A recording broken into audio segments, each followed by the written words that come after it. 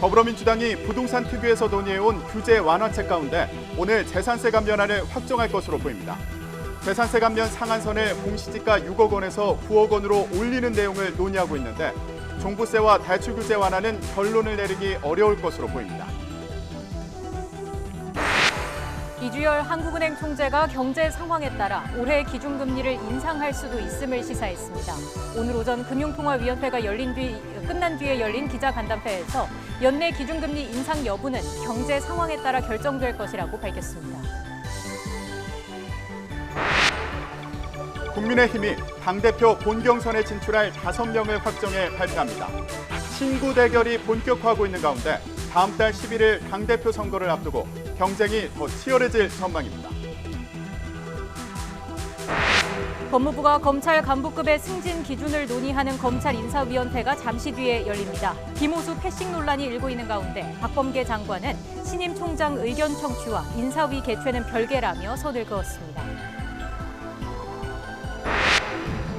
어제 629명의 코로나19 확진자가 발생해 정체 국면이 이어지고 있습니다.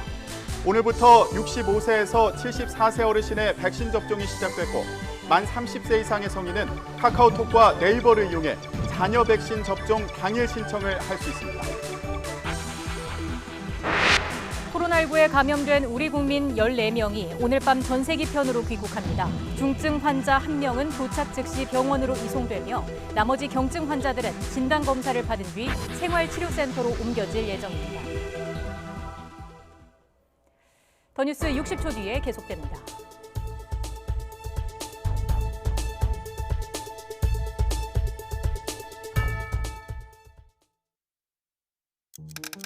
당신의 잇몸 좋으신가요?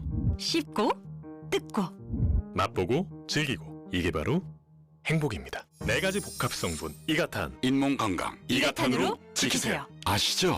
이가탄. 선택의 기준은 딱 3가지. 어떤 원료인지, 믿을 수 있는지, 그리고 프롬바이오인지. 당신이 선택한 관절 연골엔 보스웰리아. 역시 프롬바이오. 나이가 한 살 한 살 들어갈수록 체력적으로든 뭐든 준비를 해놓지 않으면 어제처럼 작년처럼 내일을 해낼 수 없고, 그렇지 않으려면 뭐든 시작해봐야지. 건강관리의 쉬운 시작, 삼성화재 NEP. 건강보험은 삼성화재. 시청자 여러분 안녕하십니까? 오늘부터 이틀 동안 강진원 앵커를 대신해 더 뉴스에서 인사드리게 됐습니다. 알찬 내용으로 찾아뵙겠습니다. 첫 번째 뉴스는 코로나19 소식입니다. 코로나19 신규 확진자 수가 629명으로 하루 만에 700명 아래로 떨어졌습니다. 네, 확진자 수는 이처럼 400명에서 700명대를 오르내리면서 급격히 늘지도 줄지도 않는 정체 국면이 계속되고 있습니다. 취재기자 연결해서 알아보겠습니다. 신현준 기자. 네, 신현준입니다. 네, 코로나19 확진자 현황 전날보다는 줄었습니다만 여전히 600명대죠. 네, 오늘 0시 기준 신규 환자는 629명입니다.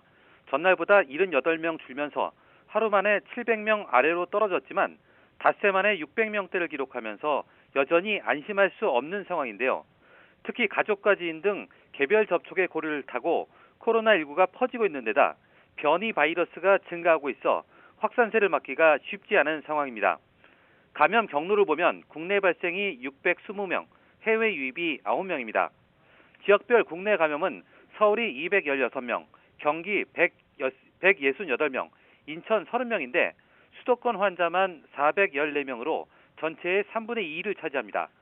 수도권 밖에선 대구가 27명으로 가장 많고 제주가 26명, 대전 23명, 부산과 경남이 각각 18명 등입니다. 전국 17개 모든 시도에서 신규 환자가 나왔습니다. 코로나19 관련 사망자는 3명이 추가됐습니다. 위중증 환자도 3명이 늘어서 154명입니다. 백신 접종 상황도 나왔습니다. 어제 1차 신규 접종자는 8만 7천여 명입니다. 누적 403만여 명으로 전체 국민의 7.8%가 1차 접종을 마쳤습니다.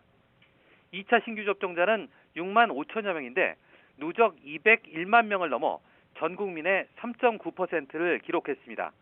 지금까지 사회부에서 YTN 신현주입니다. 오늘부터 만 65살부터 74살 사이 예약자를 대상으로 아스트라제네카 백신의 신규 접종이 시작됐습니다. 정부는 전 국민 25%가 상반기까지 1차 접종을 마칠 수 있도록 속도를 내고 있습니다. 백신 접종이 이루어지고 있는 요양병원의 취재기자 나가 있습니다. 김혜린 기자. 네, 서울 성산동에 있는 요양센터에 나와 있습니다. 네, 오늘부터 65살 이상 어르신들이 코로나19 백신 접종을 받게 되는 거죠? 네, 오늘 이곳에서는 이제 점심시간이 끝나고 백신 접종을 막기 위해 어르신들의 발길이 이어지고 있는데요.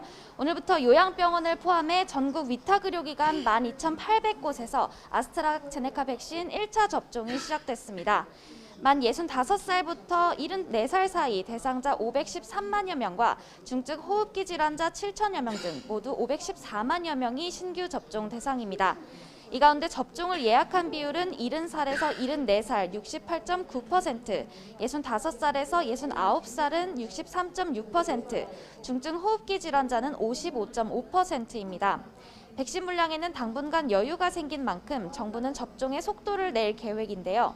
아스트라제네카 백신은 어제 기준으로 342만 회분이 남아있고 다음 달 첫째 주까지 449만 7천 회분이 차례로 공급될 예정입니다. 정부는 상반기까지 60살 이상을 중심으로 전 국민의 25%에 달하는 1,300만 명의 1차 접종을 완료해 11월 집단 면역 목표를 위해 주력한다는 방침입니다. 현재 1차 접종을 마친 사람은 403만여 명으로 전체 국민의 7.8% 정도입니다.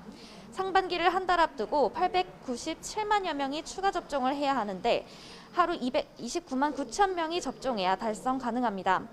정부는 의사 1명에 접종 인원을 100명으로 할 때 하루 최대 100만 명 이상 접종 가능하다고 설명했습니다. 접종 기간과 대상이 확대된 만큼 접종 뒤 버려지는 백신 물량도 많아질 것에 대비해 대책도 세워놓는데요. 오늘 낮 1시부터 접종 예약자가 맞지 않아 남은 물량은 네이버와 카카오 앱을 통해 확인하고 예약할 수 있습니다. 접종 대상자가 아니어도 만 30살 이상 성인이라면 누구나 선착순으로 예약한 뒤 맞을 수 있는 건데요. 정부는 앞으로 2주 동안 시범 운영을 한 뒤 서비스를 보완해 다음 달 9일에 정식 개통할 예정입니다. 지금까지 서울 성산동에 있는 요양병원에서 YTN 김혜린입니다. 어제 저녁 방역당국이 서울 강북구 일대 도우미 노래방 방문자와 종사자들에게 코로나19 진단검사를 받으라고 긴급 문자를 발송했습니다. 강북구 일대 노래방 집단 감염 규모가 상당한 게 아니냐는 우려가 나오고 있습니다. 최재민 기자가 보도합니다. 중앙재난안전대책본부가 어제 저녁 수도권 전역 주민에게 발송한 문자입니다. 이달 서울 강북구 일대 도우미용 노래방 방문자와 종사자는 가까운 보건소에서 코로나 검사를 받으라는 내용입니다.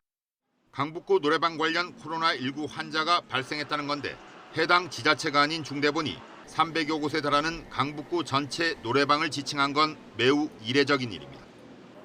더욱이 해당 장소를 소재지인 강북구 주민뿐 아니라 서울은 물론 수도권 지역 주민이 방문했을 가능성을 염두에 둔 것으로 해석됩니다. 이 때문에 강북구 노래방발 집단 감염 사태가 일어난 게 아닌지 우려됩니다. 중대본은 지난달에도 경기도 성남 분당구 소재 도우미용 노래방 방문자와 근무자를 대상으로 진단검사를 받으라는 문자를 보냈습니다. 분당구 노래방은 감염원에 노출됐을 것으로 추정되는 기간이 8일로 이후 N차 감염이 속출했습니다. 노래방을 방문했던 초등학교 교사가 코로나19에 감염돼 학생들에게 바이러스를 옮기기도 했습니다. 노래방은 환기가 미흡하고 밀폐된 지하 공간에 위치하는 경우가 많은 데다 장시간 체류에 그만큼 감염 위험이 큽니다. 또한 노래방 도우미는 대부분 한 곳에 머물지 않고 은밀히 여러 업소에서 일하기도 해 역학조사도 쉽지 않습니다. 도우미로 통칭되는 접객원의 신분 노출을 우려하여 출입 명부를 소홀히 하고 주류 판매 등 방역수칙을 위반하는 경우가 빈번합니다. 더욱이 이번 강북구 사례는 감염원 노출 기간이 26일로 훨씬 길어 집단 감염 규모가 상당한 게 아니냐는 우려를 낳고 있습니다. YTN 최재민입니다. 인도에 체류하다가 코로나19에 감염된 우리 국민 14명이 오늘 밤 전세기편으로 우리나라에 옵니다. 방역당국과 항공업계에 따르면 교민 환자들을 태운 리투아니아 국적 보잉 737기가 밤 11시 35분 인천공항에 도착합니다. 이번에 오는 교민 환자들은 경증 13명, 중증 1명으로 모두 기아차 협력업체 직원들입니다. 코로나19 방역 수칙을 어긴 단속 공무원들에 대해 소속 지자체가 뒤늦게 진상조사에 나섰습니다. 전라북도는 사회재난과 소속 공무원 7명에 대한 감사에 착수했다고 밝혔습니다. 이들 공무원은 지난 14일 전북도청 인근 식당 내 같은 테이블에서 5인 집합금지 방역 수칙을 어기고 약 20분간 점심을 먹었습니다. 이와 관련해 전주 완산구청도 해당 식당에 역학조사관을 보내는 등 과태료 부과 여부를 검토하고 있습니다. 국방부는 오늘 일부 부대에서 코로나19 백신 접종 희망 여부를 조사하는 과정에서 강요가 있었다는 주장이 제기된 것과 관련해 사실관계를 확인하고 있다고 밝혔습니다. 고승찬 대변인은 정례 브리핑에서 백신 접종은 강제성은 띄지 않고 있고 사실관계가 드러날 경우에는 합당한 조치를 취할 것이라며 이같이 말했습니다. 육군 3사단 예하 소속이라고 밝힌 한 병사는 어제 페이스북 육군훈련소 대신 전해드립니다에서 부대 간부가 병사들의 접종 희망 여부를 조사하면서 접종을 강요하고 접종을 안 하면 불이익을 주려 했다고 주장했습니다. 조 바이든 미국 대통령은 코로나19의 기원에 대해 미국 정보당국의 분석이 엇갈린 상황이라며 추가 조사를 지시한 것으로 나타났습니다. 앞서 미국 보건당국자도 세계보건기구의 지난 조사가 부족했다며 재조사가 필요하다고 촉구했습니다. 워싱턴 강태욱 특파원의 보도입니다. 코로나19가 중국 우한 연구소에서 유출됐을 가능성에 대해 미국 정보당국의 분석이 갈리는 것으로 나타났습니다. 두 곳은 동물에서, 한 곳은 실험실에서 유래했다는 쪽에 기울어 있다는 겁니다. 이에 따라 이번 달 초 보고를 받은 바이든 대통령은 추가 조사를 지시했습니다. 정보를 수집해 90일 안에 다시 보고하라고 한 겁니다. Today, the president asked the intelligence community to redouble their efforts to collect and analyze information that could bring us closer to a definitive conclusion and to a report back to him in 90 days. 기원을 밝혀야 다음에 올 세계적 대유행에 제대로 대처할 수 있다는 이유입니다. 또 세계보건기구가 우한 연구소에서 유출됐을 가능성이 작다는 보고서를 내놨지만 부족하다고 본 겁니다. 그러면서 중국에는 투명한 조사를 위해 협력해야 한다고 재차 촉구했습니다. And we will continue to press China to participate in a full, transparent, evidence-based international investigation with the needed access to get to the bottom of a virus. 앞서 앤서니 파우치 국립 알레르기 전염병 연구소 소장과 앤디 슬라빗 백악관 선임 고문 등 미국의 보건 전문가들도 진상 규명이 최우선 과제라고 밝혔습니다. 미국에서 코로나19 기원 조사 필요성이 이처럼 다시 확산하면서 중국의 협조를 요구하고 있는 만큼 전임 트럼프 정부에 이어 바이든 정부에서도 미중 갈등의 한 요소가 될 것으로 보입니다. 워싱턴에서 YTN 강태욱입니다. 일본 내 코로나19 상황에 관계없이 올림픽을 개최하겠다는 IOC 고위 관계자들의 발언이 무리를 빚고 있는 가운데 스가 총리가 올림픽 취소를 요청해도 대회는 열린다고 IOC 최고참 위원이 밝혔습니다. 딕 파운드 IOC 위원은 일본 주간지인 슈칸분신과의 인터뷰에서 코로나19를 이유로 스가 총리가 대회 취소를 요청할 경우 어떻게 할 것인지에 대해 자신이 아는 한 일본 정부는 매우 협조적이라고 말했습니다. 독일 연구진이 아스트라제네카와 얀센의 코로나19 백신 부작용으로 알려진 혈전 원인을 밝혀냈다는 논문을 발표했습니다. 독일 프랑크푸르트 괴테대학 주도 연구팀은 혈전 부작용이 코로나 바이러스의 스파이크 단백질이 세포의 잘못된 부분으로 보내졌을 때 발생하는 유동 돌연변이 단백질 때문인 것으로 파악했다고 밝혔습니다.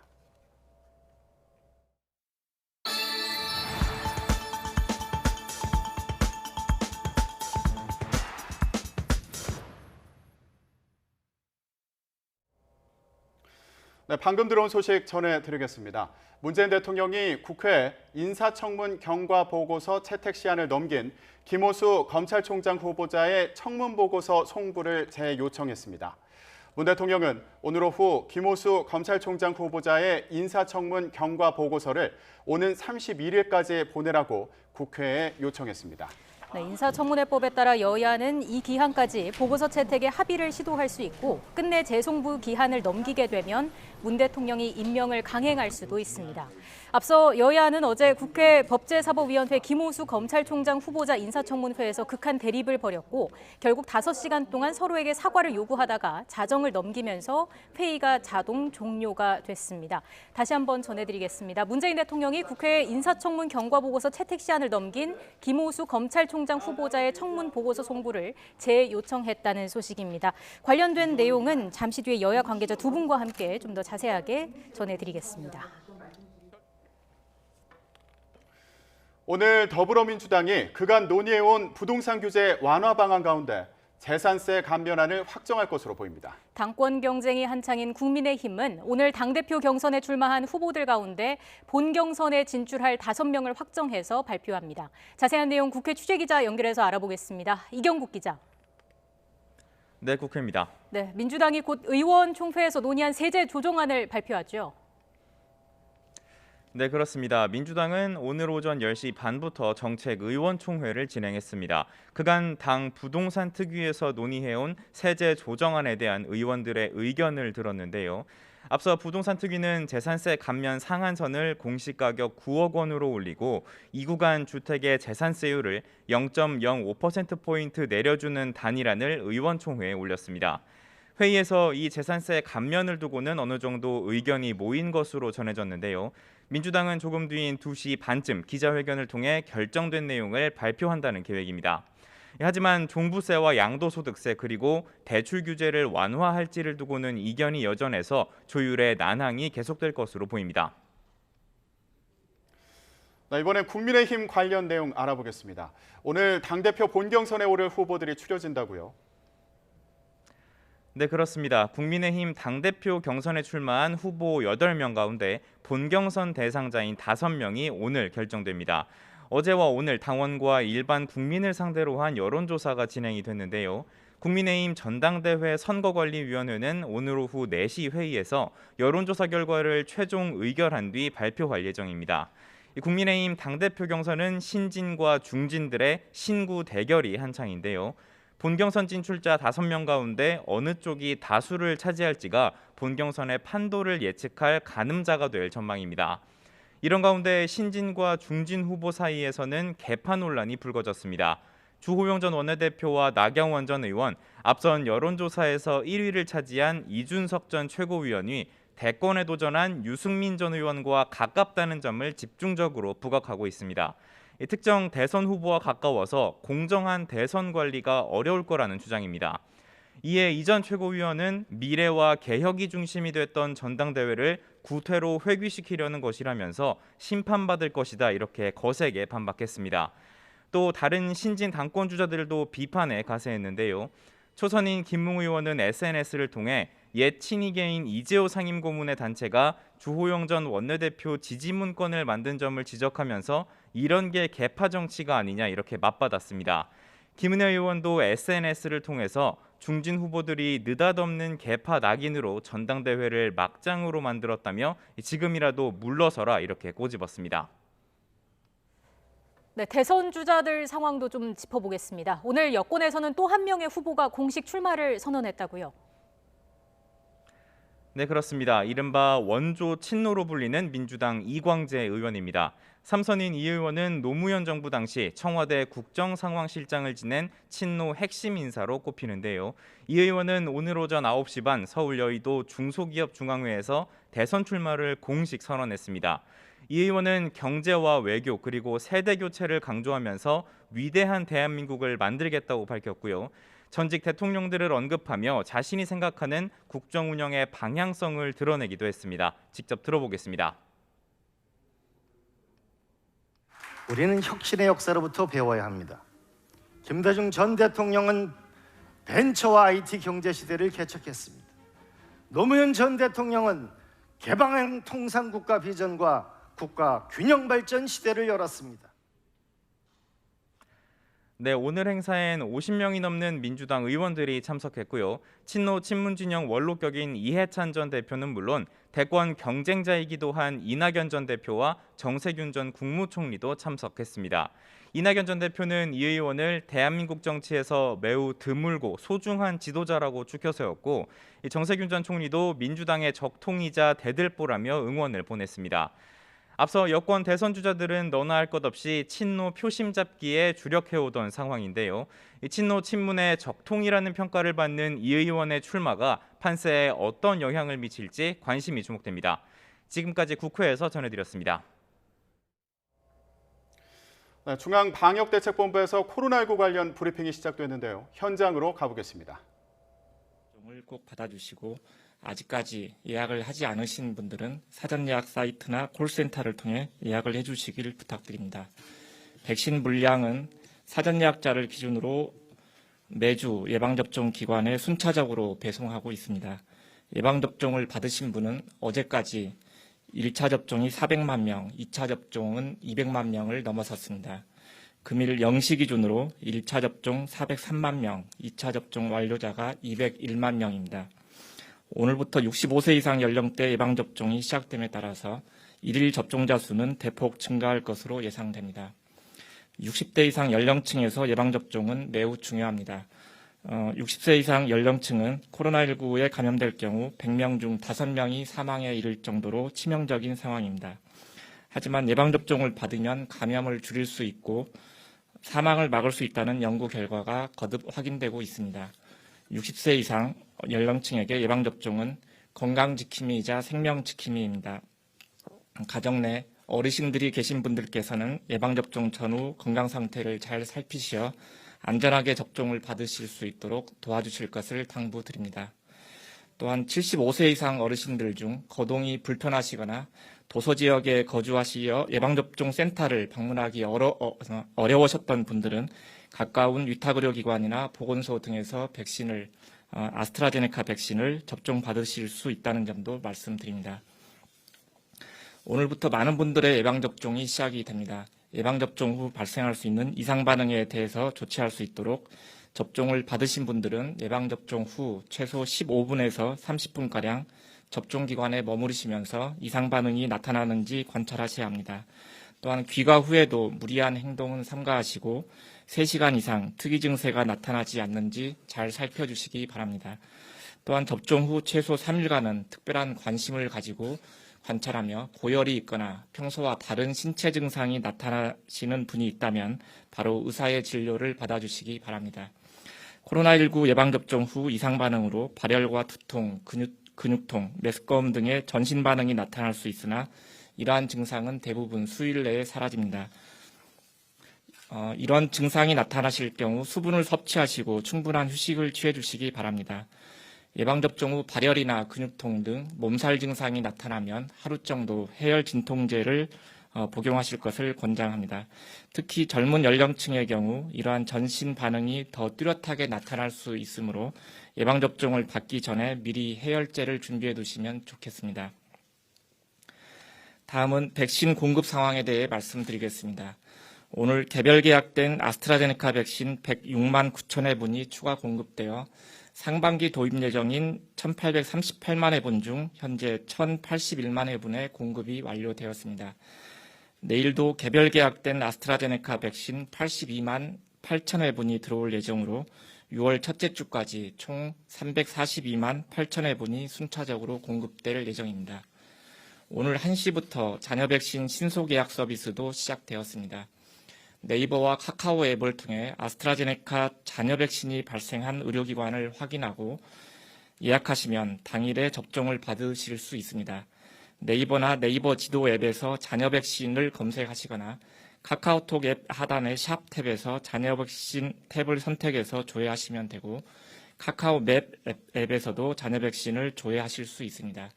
원하는 의료기관을 사전에 5개까지 등록해서 알림 신청을 하시면 해당 의료기관의 자녀 백신 발생 정보를 실시간으로 받아볼 수도 있습니다. 다음은 화이자 백신 접종 기관 확대에 대하여 말씀드리겠습니다. 올 7월부터는 화이자 백신도 가까운 의료기관에서 접종을 받으실 수 있습니다.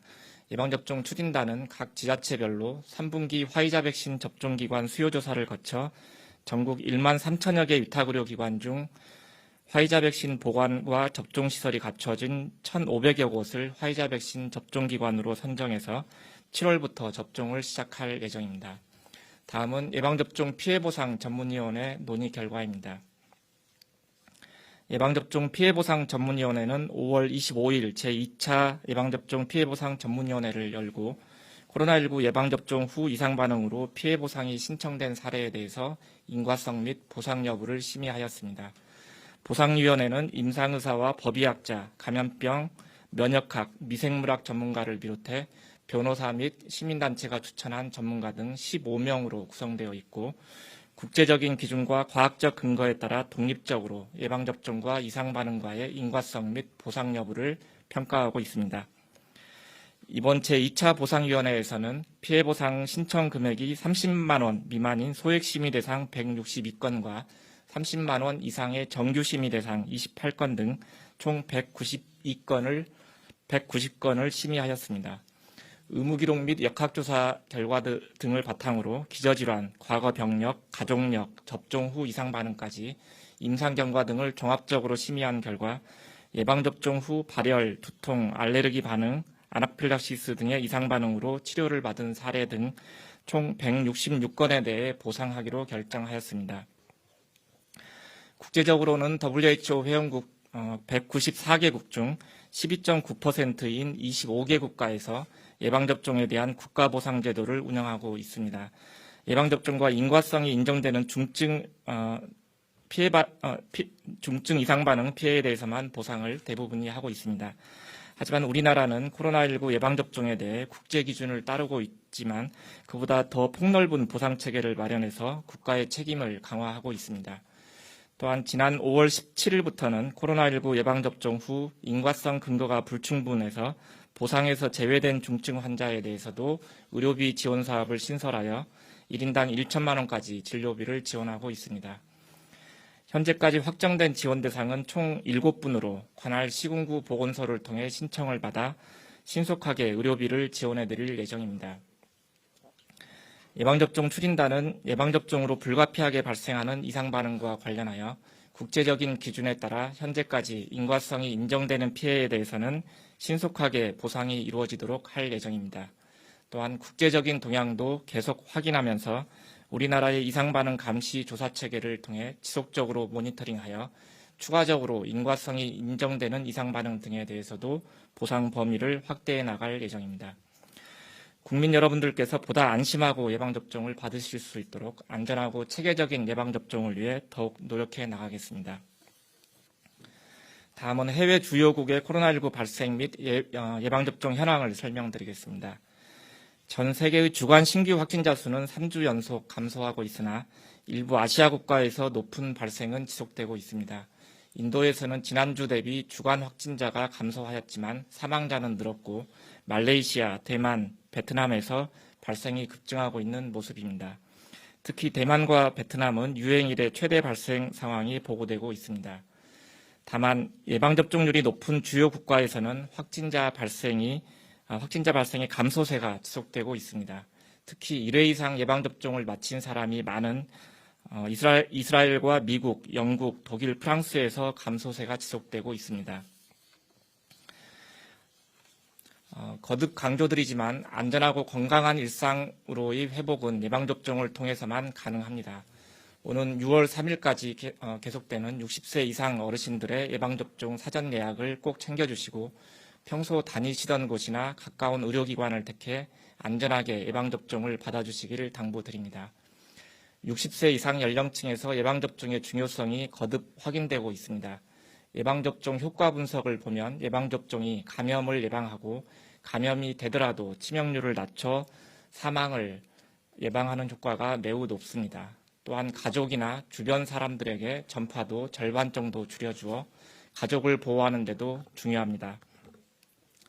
오늘부터 많은 분들의 예방접종이 시작됨에 따라 접종 인원이 크게 증가할 것으로 예상됩니다. 이와 함께 이상 반응 신고도 늘어날 수 있습니다. 예방접종 후에 중대한 이상 반응은 매우 드물고 일반적인 두통과 발열 등의 증상은 하루나 이틀이 지나면 사라집니다. 과도한 불안과 막연한 걱정보다는 한 사람 한 사람의 접종이 더해질 때 일상 회복의 시간이 더 빨라질 수 있습니다.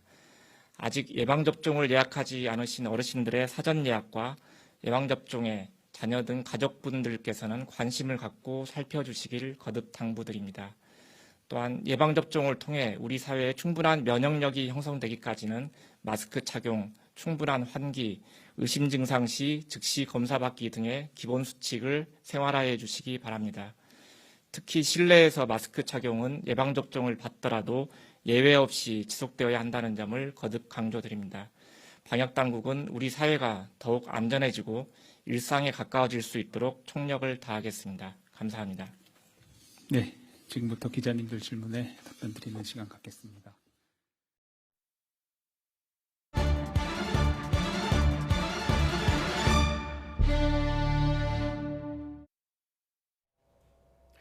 오늘 오전 한국은행 금융통화위원회가 기준금리를 연 0.5%로 동결했습니다. 또 올해 경제성장률 전망치를 3.0%에서 4.0%로 대폭 상향 조정했습니다. 이런 가운데 이주열 한국은행 총리가 연내 기준금리 인상 가능성을 처음으로 밝혔습니다. 경제 전망에 이어 부동산 시장 상황까지 짚어보겠습니다. 이인철 참좋은경제연구소장 나오셨습니다. 어서 오십시오. 안녕하십니까.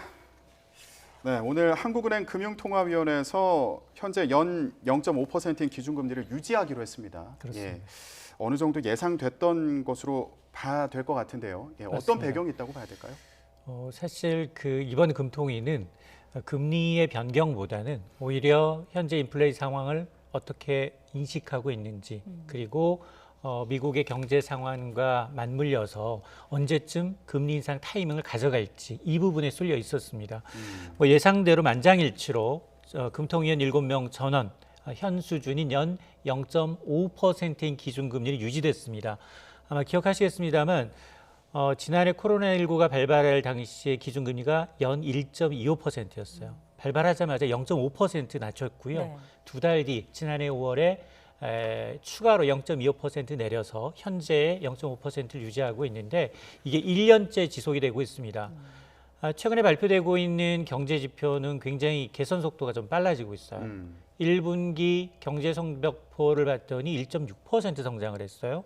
여기에다 수출도 나쁘지 않고요. 투자도 성적도 괜찮습니다. 네. 다만 좀 우려되는 것이 이제 코로나19라는 이제 변수, 백신 접종이 시작이 되긴 했습니다만 아직까지는 내수가 완전히 회복됐다라고 얘기하기는 좀 이른 감이 있습니다. 자, 그래서 전반적으로 이제 물가만을 감안하면 중앙은행의 이제 가장 큰 목표는 물가 관리입니다. 지난달 물가가 이제 2.3%, 3년여 만에 가장 물가 인상폭이 컸기 때문에 이거 기조적이냐? 이 가이드라인이 2%거든요. 2%를 넘어서는 순간 시중의 유동성을 흡수해서 물가를 조절해야 되는 기능을 중앙은행이 해야 합니다. 그런데 지금 한국은행은 올해 전반적인 물가 상승률 전망치를 종전에 제시했던 연 1.3에서 1.8%로 아직은 2% 아래에서 관리가 가능하다. 네. 그러니까 지난달 물가가 급증한 건 일회성 요인일 수 있다. 아직은 컨트롤 가능하기 때문에 현 수준에서 금리를 유지하겠다라고 밝힌 것으로 보입니다. 결국엔 경기를 위축시킬 수 없다. 이런 판단이 깔려 있었던 것 같은데 금리는 동결했습니다만 경제 성장률 전망치는 앞서 저희가 전해드린 대로 3에서 4%로 올렸습니다. 이건 또 어떤 요인이 고려가 됐다고 보시는지요? 그렇습니다. 성장률 전망치는 사실 문재인 대통령이 취임 4주년 기자 이제 회견에서 4% 성장 가능성을 시사를 했어요. 네. 자, 지금 대통령이 4% 성장 가능성을 언급할 정도로 경기 회복 속도가 빨라지고 있다라는 거는 누구도 부인할 수 없습니다. 대체적으로 보면 국내외에서 최근 들어서 올해 우리나라 성장률 전망치를 대폭 올리고 있어요. JP모건 그리고 우리나라에서는 자본시장연구원, LG경제연구원이 올해 우리나라 4% 성장 가능하다라는 네. 겁니다. 그런데 이건 기저효과도 있습니다. 지난해 마이너스 1% 역성장했기 때문에 충분히 현재 경제 회복 속도라면 올해 4% 성장은 가능하다라는 건데 1분기 성적표도 나쁘지 않았고요. 그러다 보니까 오늘 하느니 기획재정부도 아마 하반기 경제 전망에서 4% 이상의 성장률을 제시할 겁니다. 그러나 한국은행은 기재부보다는 다소 보수적이에요. 주로 0.1에서 0.2%포인트 낮게 보는데 네. 오늘 4%를 제시했기 때문에 기획재정부는 이보다 좀 높게 볼 가능성이 높은데 어떤 얘기를 했느냐. 경제 회복 속도에 따라서 연내 금리 인상 가능성도 검토하겠다는 거예요. 중앙은행장이 금리 인상을 언급하는 거 굉장히 직설적이고 굉장히 파급 효과가 큽니다. 예. 우리가 최근에 이제 미국의 경우 자넷 옐런 재무장관이지만 과거에 중앙은행장을 했던 분이거든요. 이분이 미국의 금리 인상 가능성을 언급하면서 금융시장 파장이 워낙 컸어요. 그러니까 이제 다시 아니다. 금리 인상의 결정은 내가 하는 게 아니라 이제 중앙은행장한테 있다라고 해명했음에도 불구하고 미국의 긴축 시점, 자산 매입 축소 가능성이 굉장히 제기되면서 금융시장에 혼돈을 줬는데 오늘 얘기로는 이 총재의 이런 인식은 이번 금통위에서는 만장일치로 금통위원 간에 이견 없이 금리를 동결했지만 현재 경기 회복 속도, 앞으로 발표되는 경제 상황에 따라서 연내 금리 인상을 할 수 있다. 특히 어떤 점을 부각을 시켰느냐. 그동안 우리는 미국이 먼저 올리면 올리고 내리면 내려왔어요. 그럼에도 불구하고 이번엔 뭐라고 얘기했냐. 필요하다면 미국보다 앞서서 통화정책을 취할 수도 있다라고 얘기를 했거든요. 이 얘기는 뭐냐. 금리 인상을 너무 서둘러도 안 되겠지만 지연에 따른 부작용을 차단하기 위해서 통화정책 면에서 질서 있는 정상화를 고민하겠다라는 것으로 해석이 됩니다. 알겠습니다. 자, 지금 말씀하신 것처럼 미국에서는 금리 조기 인상 가능성이 꾸준히 제기가 되고 있는 상황인데요. 미 연준의 방향성과 결정이 한국은행 판단에도 영향을 미치지 않겠습니까? 맞습니다. 예. 이와 관련해서 한국은행에서 어떤 고민을 하고 있는지 이주열 한국은행 총재의 발언을 들어보고 오겠습니다. 너무 뭐 이렇게 정상화만을 위해서 서둘러서도 안 되겠지만 그렇다고 또 지연됐을 때의 또 부작용도 또 크다는 점을 저희들이 지금 같이 고려를 하고 있습니다. 사실 연내 인상 여부는 결국 경제 상황의 전개에 달려 있습니다. 네, 연내 금리 인상 여부는 결국 경제 상황의 전개에 달려 있다. 이 마지막 발언이 인상적인데요. 경제 성장률 전망치가 올라간 만큼 금리 인상 가능성도 여전해 보이는데 이 시점이 언제일까? 이게 참 궁금하거든요. 이미 시중의 대출 금리는 많이 올랐어요. 지난 1년 전과 비교하면 제1금융권의 대출 금리가 한 0.6% 넘게 올랐습니다. 전반적으로 이제 가계부채가 늘어나다 보니까 어떤 대출 총량 규제를 비롯해서 정책 당국이 계속 대출을 옥죄고 있습니다. 네. 그럼에도 불구하고 지금 가계부채는 연일 이런 것과 아랑곳하지 않고 사상 최고를 이어가고 있습니다. 예. 자, 그러다 보니까 지금 아마 이제 미국이 기준금리, 미국은 지금 뭐 제롬 파웰 의장이 연준 의장입니다만 자넷 옐런 재무장관이 그런 금리 인상을 고민할 시점이다라고 얘기한 부분에 대해서 제롬 파웰 연준 의장의 입장은 한결같습니다. 2023년까지 통화정책 완화 기조는 유지하겠다는 거예요. 다만 이 테이퍼링이라는 거, 그동안 돈을 풀던 자산 매입을 좀 줄여가는 과정, 이 시점을 논의하겠다는 겁니다. 네. 이게 아마 6월 FOMC 회의, 연방공개시장위원회에서 이 시점을 공개적으로 논의할 것으로 보이고 미국은 물가가 우리보다 더 심각해요. 미국은 지난달 물가가 4% 넘게 13년 만에 가장 큰 폭으로 올랐습니다. 네. 미국은 백신 접종이 성인 인구의 절반 이상을 이제 넘어서다 보니까 전 세계에서 가장 경제 회복 속도가 빠른 곳이 미국이에요. 그러다 보니까 지금 그나마 그동안 이제 이 금리 긴축의 가장 큰 걸림돌이 됐던 게 고용이었거든요. 근데 고용도 지금 주간 일자리 동향은 좀 들쑥날쑥합니다만 이런 것들은 이제 어떤 복지제도, 이제 실업급여가 워낙 많기 때문에 차라리 지금 복직하느니 조금 실업자 수가 이제 단순적으로 조금 늘어나는 측면은 있지만 중장기적으로 봤을 때 미국 경기 회복은 가속화될 수밖에 없고 이런 걸 감안하게 되면 중앙은행장이 2023년까지 기준금리를 동결한다 하더라도 시중금리, 실세금리는 계속해서 올라가면 달러화는 강세가 됩니다. 자, 이렇게 되면 가장 크게 문제가 되는 게 신흥국이에요. 지금 브라질이나 러시아는 이미 신흥국에서의 자금 유출을 우려해서 기준금리를 올리고 있습니다. 물론 우리나라와 그들 나라와의 경제 상황이 다르고 우리는 아직도 수출로 굉장히 많은 흑자를 기록을 하고 있기 때문에 그 정도 속도는 아니지만 그래도 미국이 자산을 매입을 축소하고 긴축을 얘기하게 되면 우리도 시차를 두고 이에 따라갈 수밖에 없거든요. 근데 가장 문제가 되는 게 가계부채 문제며 지금 가계부채의 가장 흔들리는 폭은 이 사실 자영업자 그리고 20, 30대 영끌 B2예요. 예. 자, 이런 부분 때문에 이제 아마 이주열 총재는 굉장히 고민이 깊을 것으로 보입니다. 그러니까요. 그런 서민이나 중소상공인들의 부담이 아무래도 가장 우려가 되는 부분인데 그 부분에 대해서도 대책이 필요하지 않을까 싶은데요. 맞습니다.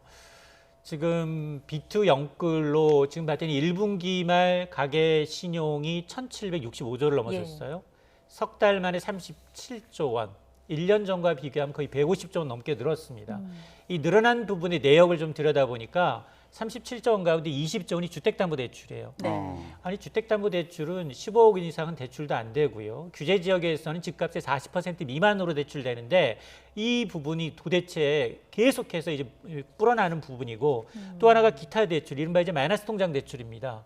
우리 1분기 기억하시겠습니다만 공모주 청약에 그리고 가상자산에, 코인 시장에, 주식 시장에 엄청나게 많은 자금들이 계속 들어왔거든요. 자, 그런 것들이 계속 늘어나고 있는 요인인데 이 가운데에서도 특히나 이 자영업자의 경우에도 지금 1,700조 원, 1,600조 원이 넘는 가계대출 가운데 자영업자 대출도 꽤 됩니다. 700에서 800조 원에 가깝습니다. 자, 이들만의 한은의 추산 보고서를 보게 되면 우리가 이제 기준금리를 1%만 올린다 하더라도 전반적인 가계가 추가로 부담해야 될 이자 부담은 12조 원. 이 가운데 800조가 자영업자라면 한 5조 원 이상의 이자 부담이 생기기 때문에 아마 지금 정부 여야에서 논의하고 있는 이 자영업자들의 영업 손실 부분에 대한 소급 적응 여부를 좀 지켜봐야겠습니다. 네, 알겠습니다. 자, 저희가 금리 인상 관련된 내용을 짚어보고 있는데요. 이런 가운데 오늘 민주당에서 정책의원총회를 열고 재산세 감면안을 논의하지 않았습니까? 관련 결과가 방금 전해졌습니다. 민주당에서 재산세 경감 기준을 9억 원으로 상향하기로 했다는 소식이 들어왔네요. 예, 무주택자 LTV 우대 수준은 최대 20%포인트로 확대하기로 했다는 내용도 들어와 있습니다. 예, 여기에 더불어서 도심 복합개발로 청년 신혼부부 주택 1만 호를 공급하기로 했다는 소식도 들어왔는데요. 지금 브리핑이 진행되고 있습니다. 현장으로 가보겠습니다. 저한테 전화를 주셨는데 이 사안의 특성상 확정되지 않은 안을 부분적으로 개인의 의견을 이야기하게 되면 언론이나 시장에 오히려 혼선만 이야기하는 결과가 되어서 부득이 저희가 전화를 받지 못하고 오늘로 미루어진 것에 대해서 언론인들께 송구하다, 죄송하다는 그런 말씀을 드립니다. 그러면 주택시장 안정을 위한 공급금융세제 개선안에 대해서 먼저 저희가 준비한 보도자료에 의해서 대략적으로 설명을 하고 이미 보도자료는 배포되었으니까 언론인들이 가지고 계시려고 생각합니다. 그리고 여러분들의 질의에 답을 드리도록 하겠습니다. 1쪽에는 이번 대책 전체를 요약을 해놨습니다. 구체적인 것은 참고하시고 맨 밑에 푸른색으로 두 개의 블레이드를 친 양도소득세와 종합부동산세는 저희 특이안대로 갈 것이냐 아니면 현행안을 그대로 유지하면서 몇 가지 보완 조치만 할 것이냐 라는 문제를 저희 특이안대로 가면 현행 양도세 체계나 현행 종부세 체계를 근본적으로 다 바꾸는 것이기 때문에 이것은 공청회 등을 통해서 공론화 과정을 거칠 필요가 있고 또 정부나 전문가들과 세밀한 조율 과정이 필요해서 요거 두 가지는 6월에 이런 논의를 거쳐서 대안을 마련하기로 했다는 말씀을 드립니다. 다음은 이쪽 설명을 드리겠습니다.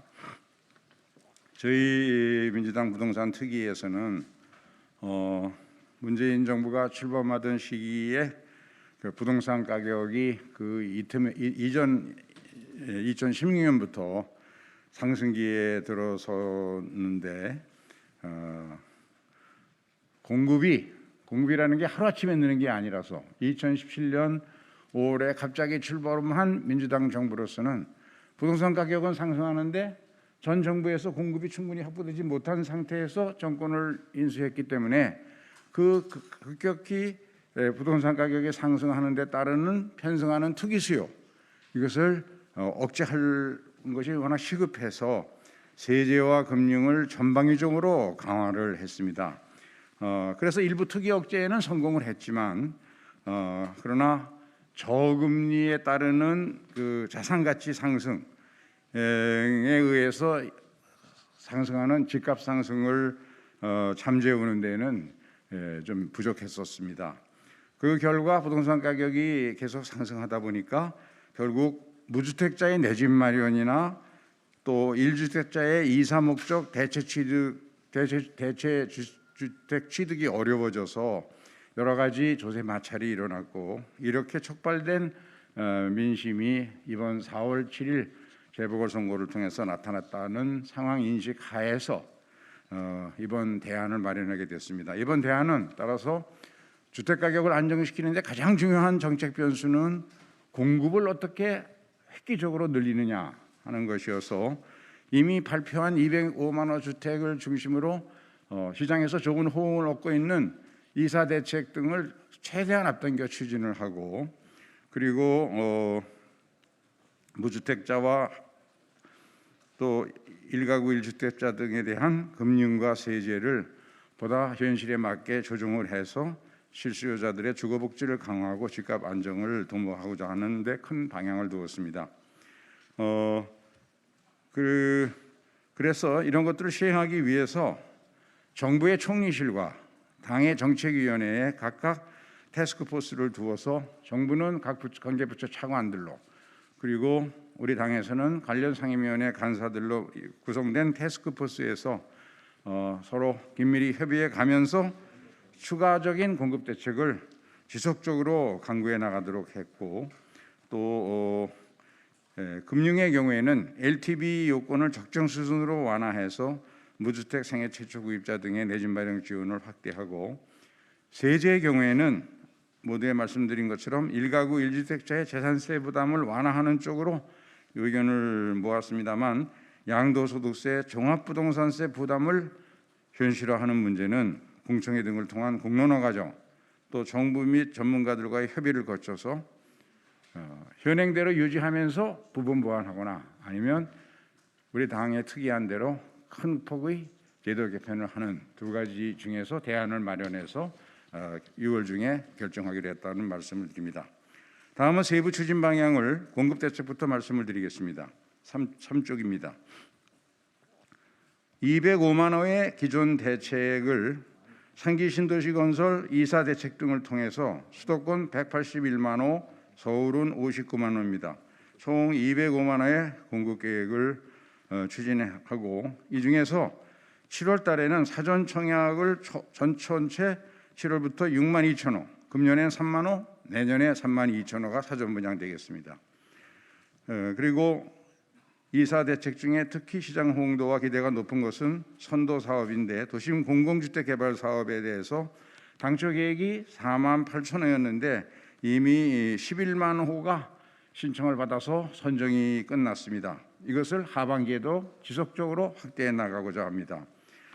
현재 전체 4차례에 걸쳐서 선도사업 후보지를 선정했는데 1차 발표한 후보지 21곳 중에서 도봉, 영등포, 은평, 강북 등 10곳은 예정지구 지정요건 10% 주민 동의를 확보했고, 은평구 증산 4지역과 수색 14구역 등 2곳은 본지구 지정요건인 전체 대상 주민의 3분의 2 이상의 동의까지 초과해서 확보한 상태입니다. 또 신규 택지는 수도권 18만 호 중에서 7만 호는 이미 지정했고, 나머지 미지정된 11만 호도 관련 기관과 협의를 거쳐서 8월 말까지는 공급하도록 노력하겠습니다. 그리고 이 이사 대책이 추진되려면 지금 4월 27일자로 국토위에 상정된 이사 대책과 관련된 8개 법을 6월 국회에서 반드시 처리하도록 추진하고, 이것은 야당과도 긴밀히 협의해 나가도록 지금 야당과 협의를 하고 있다는 말씀을 드립니다. 그리고 두 번째 추가 공급 대책은 저희 특위에서는 지자체에서 제안한 복합개발부지와 이전 공공기관 부지에 청년과 신혼부부 주택을 1만 호를 공급하고 또 지자체가 가지고 있는 부지 등을 활용해서 누구나 집 시범 사업을 해서 한 1만 호를 추가 공급하고자 합니다.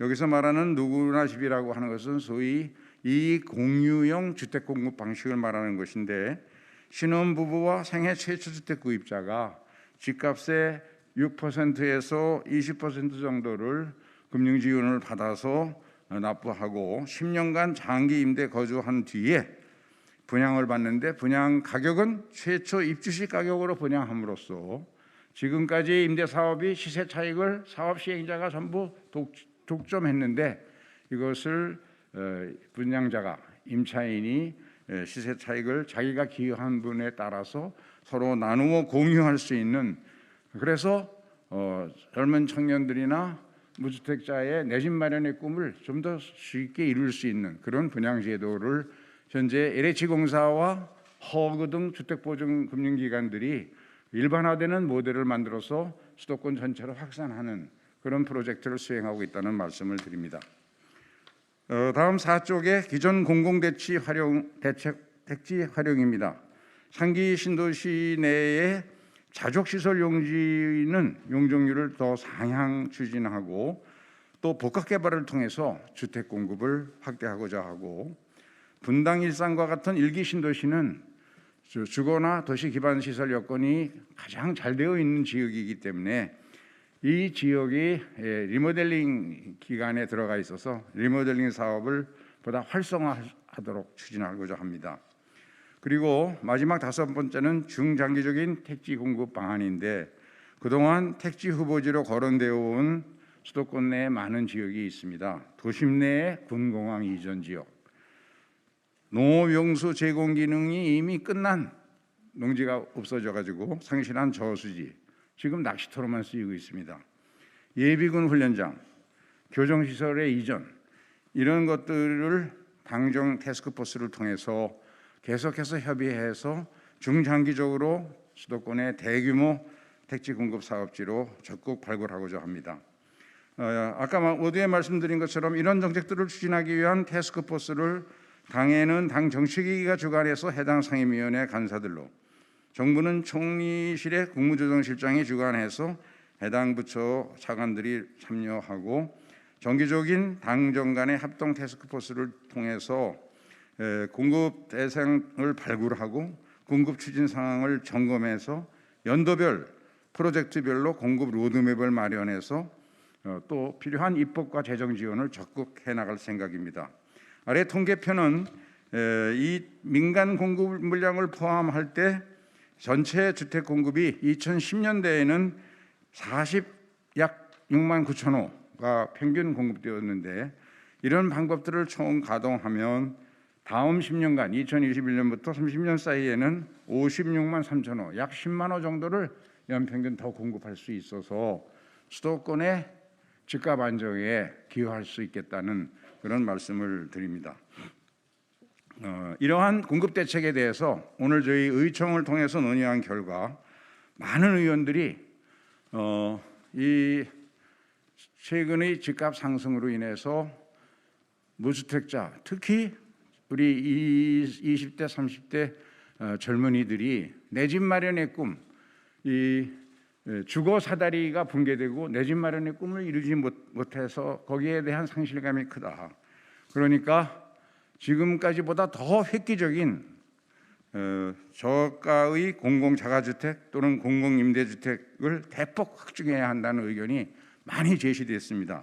그래서 이 문제에 대해서는 이미 기존 대책에 포함되어 있는 토지 임대분 분양주택, 또 지분 적립형 주택, 그리고 아까 말씀드린 누구나 집과 같은 이익 공유형 주택 등을 보다 확대 공급할 수 있는 대책을 만들어서 이 부분을 6월 중에 다시 발표할 계획입니다.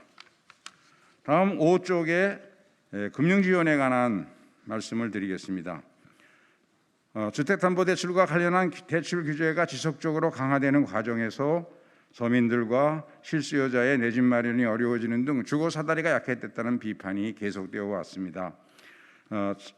차입주별로 DSR, 총부채 원리금 상환 등 이 가계부채 관리를 위한 투기 수요 억제는 계속하더라도 실수요자의 내 집 마련 지원을 확대할 필요성이 크기 때문에 이번 개선 방안에서는 LTV에 대해서 서민과 실수요자의 우대 10%포인트 정도를 우대하기로 했는데 부부 합산 소득 기준으로는 현재의 8천만 원을 9천만 원으로, 생애 최초의 주택 취득자는 9천만 원을 1억 원으로 상향 조정하고, 주택 가격 기준은 투기지역과 가열지구는 현재의 6억을 9억으로, 조정지역은 5억을 8억으로 상향 조정하고, 이렇게 각각 LTV를 이 지역의 10%포인트를 현재 최대 20%포인트까지 확대합니다. 이 경우에도 대출이 최대 한도는 4억 원 이내고 차주 단위 DSR 한도 내에서 한정이 됩니다만, 최근 금융위원회와 협의를 거쳐서 청년들이 현재 소득은 낮지만 장래소득 증가 가능성이 높은 경우가 많으니까 그 부분들은 장래소득 등을 반영하는 DSR 산정책을 따로 마련해서 운영하도록 했습니다.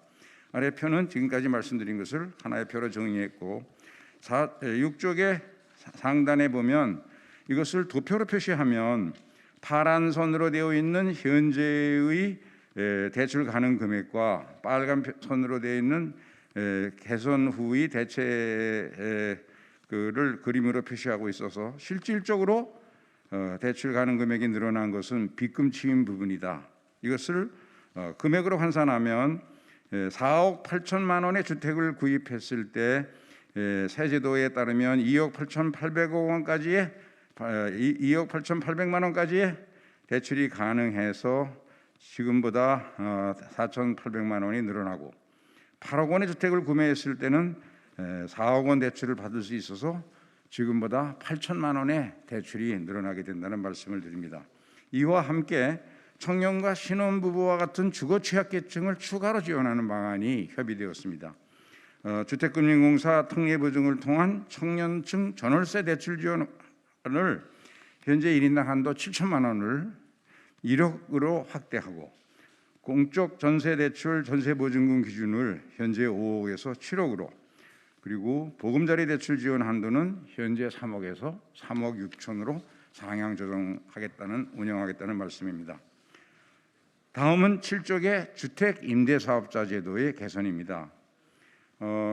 주택임대사업자 제도는 이 전월세 시장 안정화를 통해서 94년부터 운영되어 왔고, 2017년 12월에 등록임대차 사업제도를 활성화하는 그런 제도 개편이 있었는데, 이 제도에 대해서는 5%의 공로 임대료를 인상을 제한하는 등의 공적 의무를 부과하는 대신에 종부세 합산을 배제한다든가 양도세 중과를 배제하거나 임대소득세도 감면해주고 취득세, 재산세, 그리고 건강보험료까지 경감해주는 다양한 혜택이 부여되어 왔습니다. 그러나 이와 같은 과도한 세제 지원이 임대사업자가 폭증하면서 부동산 시장을 왜곡시키는, 분양은 줄이고 임대가 늘어나는 등의 문제들이 대두되면서 2018년부터 계속해서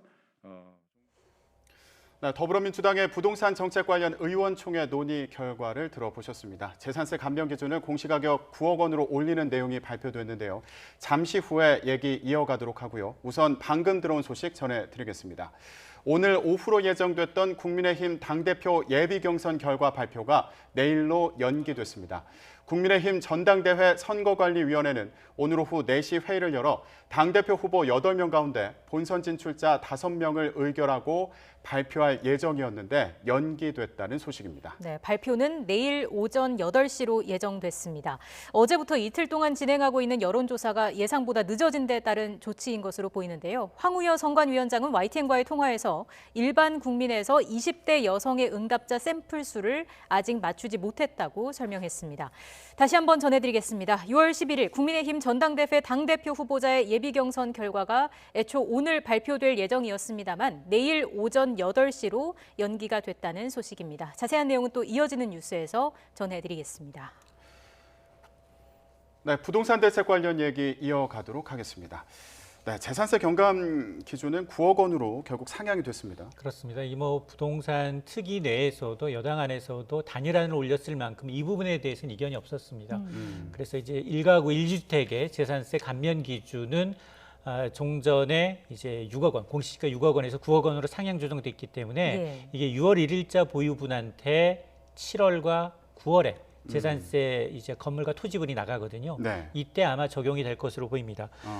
그러나 지금 앞서 말씀드렸습니다만 이제 종합부동산세, 양도소득세 이 부분은 굉장히 이제 특위 내에서도 규제를 놓고서 굉장히 여러 가지 의견, 아직 의견 조율이 안 된 상태인데요. 네. 네. 세 가지 안이 거론이 됐었어요. 종부세와 관련해서는 과세 기준을 아예 공시지가 9억 원에서 12억 원으로 상향 조정하자라는 게 1안이었고 이 안은 아예 공시지가가 아니라 상위주택 2%로 개정을 해버리자라는 네. 안이었고 세 번째 안이 지금의 종부세 기준을 유지하되 자산을 처분할 때 네. 그때 세금 납부를 좀 연기해 주는 안이 지금 올라가 있는데 세 가지 방안 중에 이제 의총을 거쳐서 나올 것으로 기대를 했지만 역시 앞으로 좀 더 논의할 이제 과제다라고 이제 남겨놨기 때문에 아마 6월 중에 또 한 번 의견스러운 과정을 거쳐서 결정될 것으로 보입니다. 네, 결론을 내리기까지는 조금 더 시간이 필요할 것 같고요.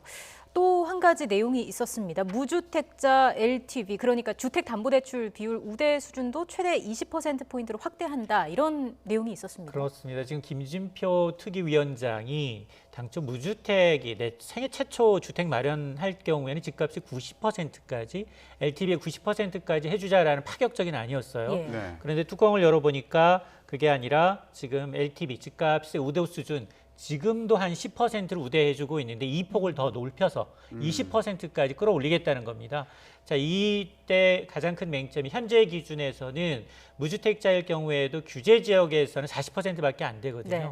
그걸 10% 우대해줬다면 50%였는데 여기다 10%를 추가로 해줬기 때문에 60%까지 규제 지역에서도 대출이 가능하고 그리고 또 하나 문제점이 주택가격이었어요. 공시가격 6억 원 이하였는데 이걸 네. 9억 원 이하로 높였습니다. 네. 근데 다만 문제는 뭐냐? 그렇다 하더라도 총 대출 총액이 정해져 있었어요. 4억 이하로. 자, 이런 것은 이제 미래 세대, 장래 소득까지 반영을 해서 조금 혜택을 좀 더 늘리겠다라는 쪽으로 의견이 모아진 것으로 보입니다. 네. 또 공급 대책 관련된 얘기도 있었는데 이사 대책과 관련한 입법 활동에 속도를 내겠다 이 얘기도 있었고요. 그러면서 청년 신혼부부를 위한 1만 호 공급 계획도 발표를 했습니다. 이 부분 어떻게 평가해 볼 수 있을까요? 맞습니다. 지금 이사 공급 대책을 통해서 가장 중시했던 것들이 바로 이제 20, 30대 영끌 투자였거든요. 이분들이 이제 현재 부동산 가격이 너무 치솟으니 더 오를 것을 좀 우려해서 정말 빚을 내서 이제 해왔는데 그러다 보니까 집값 특히나 집값이 비싼 이제 어떤 서울이나 이보다는 변두리 쪽으로 아니면 이제 빌라나 아니면 오피스텔 원룸으로 자꾸 수요가 이동하니까 공공주택 공급을 굉장히 확대하겠다는 겁니다. 특히나 입지가 좋은 역세권 이런 데는 소규모지만 개발 속도를 빨리 하게 하고 또 공공이 하게 되면 그만큼 용적률을 높일 수 있기 때문에 이 주택을 통해서 한 10,000호 정도를 공급하겠다라는 건데 네. 이거는 이제 국토부가 지금 발표하고 있는 도심 공공주택 복합사업과도 관련이 있습니다.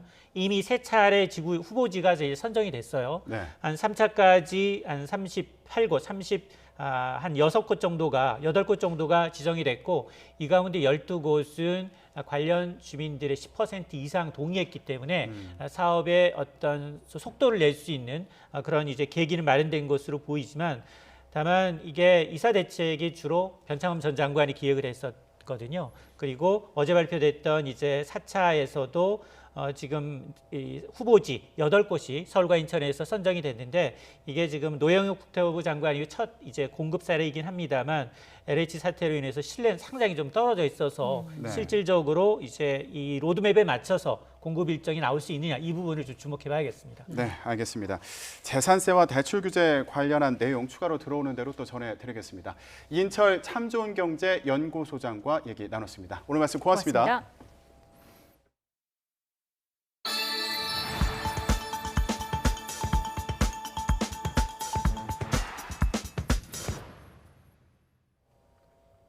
오늘에 이어 내일도 전국에 또 한 차례 요란한 비가 내리겠습니다. 돌풍이 불고 우박이 떨어지는 곳도 있다고 합니다. 날씨 알아보겠습니다. 최현미 캐스터. 네, 야외 스튜디오에 나와 있습니다. 네, 지금 서울은 비가 그친 것 같은데 내일 다시 비가 온다고요? 네, 그렇습니다. 요즘 날씨 변덕이 무척이나 심합니다. 오늘 오전부터 곳곳에 이어지던 비는 지금은 대부분 그쳤고요. 강원 북부 지역을 중심으로만 오후 늦게까지 조금 더 이어지겠습니다. 하지만 맑은 날씨를 느낄 겨를도 없이 내일은 또다시 전국에 비가 지나겠습니다. 내일 새벽 서울 등 수도권 지역을 시작으로 낮 동안 전국 곳곳으로 확대하겠습니다. 대기 불안정이 심해지면서 오늘보다 더 요란하게 비가 쏟아지겠는데요. 돌풍과 벼락을 동반하며 우박이 떨어지는 곳도 많을 것으로 보여서 농작물 피해 없도록 대비 잘해 주셔야겠습니다.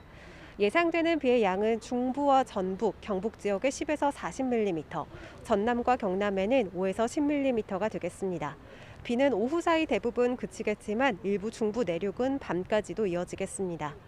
내일 낮 기온은 오늘과 비슷하겠습니다. 서울이 21도, 대전 23도, 광주는 24도에 머물며 선선하겠습니다. 이후 주말에는 다시 맑은 하늘이 드러나겠고요. 기온도 차츰 올라서 휴일부터는 초여름 더위가 찾아올 전망입니다. 내일까지 내륙과 해안가에는 초속 15에서 20m 이상 순간 돌풍이 불겠습니다. 날아갈 수 있는 시설물은 단단히 고정해 주시고 해안가 안전사고에도 주의하시기 바랍니다. 지금까지 YTN 최현미입니다. 대대적인 검찰 인사와 조직 개편을 앞두고 인사 기준을 논의하는 검찰 인사위원회가 조금 전 시작됐습니다. 김호수 검찰총장 후보자의 인사청문회 바로 다음 날 총장이 취임도 하기 전에 열리는 인사위라서 이른바 패싱 논란이 일고 있습니다. 취재기자 연결하겠습니다. 우철희 기자. 네, 대검찰청입니다. 네, 검찰 인사위원회가 시작됐다고요? 네, 그렇습니다. 검찰 인사위원회는 조금 전인 오후 2시부터 경기도 과천 법무부 청사에서 시작됐습니다. 인사위는 검사의 임용과 전보, 인사에 관한 중요 사항을 심의하기 위해 구성된 기구입니다. 위원장 1명을 포함해 검사와 판사, 변호사, 학계 전문가 등 모두 11명의 위원으로 구성됩니다. 박범계 법무부 장관이 신임 검찰총장 취임 뒤 대규모 인사를 공언했고 대대적인 조직 개편까지 착수한 만큼 이에 뒤따르는 인사의 기준과 원칙을 논의하는 자리가 될 것으로 보입니다. 특히 이른바 검찰 인사의 꽃이라고 불리는 검사장급 고위 간부들의 승진 기준 등을 논의하는 자리가 될 전망입니다. 박범계 법무부 장관은 오늘 출근길에 기자들과 만나 검사장급 인사 적체가 있어서 전반적인 점검을 해야 할 때라고 밝혔습니다. 다만 오늘 인사위는 구체적인 검찰 인사안을 논의하거나 결정하는 자리는 아닙니다. 인사위는 보통 승진, 전보 인사가 임박한 시점에 열렸는데요. 이번엔 신임 검찰총장 취임 전에 개최된다는 것이 상당히 이례적입니다. 이 때문에 김호수 후보자 패싱 논란이 제기되는 겁니다. 검찰청법에는 법무부 장관이 검찰총장의 의견을 들어 검사의 보직을 대통령에게 제청한다고 규정하고 있습니다. 그런데 김호수 후보자가 후보자 신분으로 박범계 법무부 장관과 인사 원칙 등을 조율한 게 아닌 이상 법무부가 김 후보자 의견을 듣지 않고 인사의 기본 원칙과 기준을 미리 정하는 셈이기 때문입니다. 앞서 박범계 장관은 총장 의견을 듣는 것과 인사위는 별개라면서 패싱이 아니라고 선을 그었습니다. 법무부도 인사위 직후에 인사를 내지 않고 신임 총장 취임 뒤에 구체적인 인사안을 논의할 방침이라고 설명했습니다. 앞서 추미애 법무부 장관과 윤석열 검찰총장 시절 검찰 인사를 둘러싸고 갈등이 극에 달했습니다. 강도가 덜하긴 했지만 박범계 장관 취임 이후에도 검찰 인사를 둘러싼 갈등은 계속됐는데요. 이 신임 총장 취임 이후에 있을 이번 정기 인사가 더 주목되는 이유입니다. 대검찰청에서 YTN 우철입니다.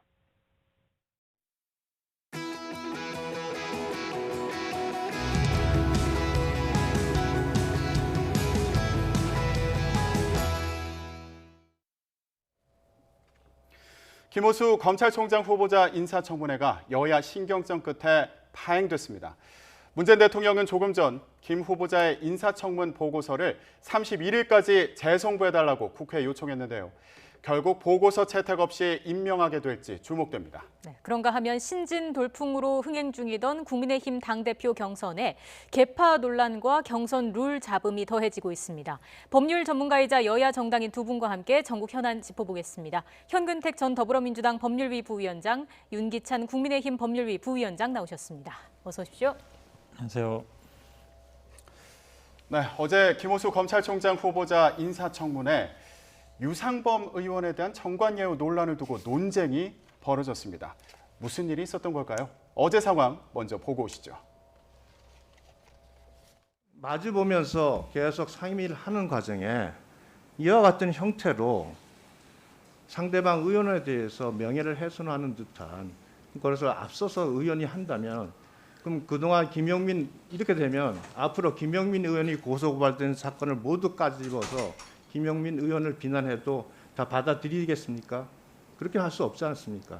아까 유상범 의원님 띄우신 PPT에도 제 얼굴이랑 이름이 그대로 박혀 있더라고요. 그것이 동료에 대한 예의를 먼저 안 지키신 거 아닙니까? 조수진 의원님 툭하면 제 얘기하시는데 그 발언권 없고 얘기하세요. 눈 그렇게 크게 뜬다고 그렇게 뭐 이렇게 똑똑해 보이지 않으니까 발언권 없고 말씀하십시오. 자, 그렇게 제시하세요. 네, 어제 김호수 검찰총장 후보자 인사청문회에서 난데없이 유상범 의원의 과거 다리수술 사망 사건 은폐 자문 의혹을 둘러싼 설전이 벌어졌습니다. 결국에 국민의힘에서 항의하면서 청문회장에 들어오지 않았고요. 청문회는 자정을 넘겨서 자동 산회된 그런 상황이었습니다. 예, 김호수 후보자 인사청문 시한인 26일도 넘어간 상황인데 위원장님 어떻게 보셨습니까? 저 문제로 이제 청문회가 중단이 됐는데 그 이후에 이제 사과 문제 갖고 좀 실랑이가 있었죠. 그래서 결국은 12시 되면 자동 산회이기 때문에 그 전에 이거 차수 변경 등을 해서 계속 진행하자라고 국민의힘이 아마 다시 제안을 했는데 이것이 이제 안 받아들여졌다고 이렇게 전언이 있고요. 어찌됐든 그래서 야당 입장에서는 김호수 후보자에 대한 청문 절차를 사실상 여당이 중단시키려는 의도가 아니었나 이런 이제 시각도 있어요. 지금 나오신 것처럼 김용민 의원 및 유상범 의원 등의 이런 사실 청문회 본질과 관계없는 언쟁은 나가서 당사자끼리 얘기를 하셔야 되는 건데 저 중계를 다 보고 있는 국민 앞에 저런 설전을 벌인다는 것 자체가 말이 안 되는 것이고 어찌됐든 지금까지 나온 청문회 결과만 놓고 과연 김호수 총장 후보자가 업무 수행에 적절한 도덕성이나 능력을 가졌는지에 대해서 뭐 국민은 평가할 것이라고 이렇게 생각하고 있습니다. 네, 김 후보자의 정관예우 논란, 뭐 의혹이라고 할 수 있을까요? 이 문제를 지적하는 과정에서 불거진 상황이었는데 현 위원장님 어떻게 보셨습니까?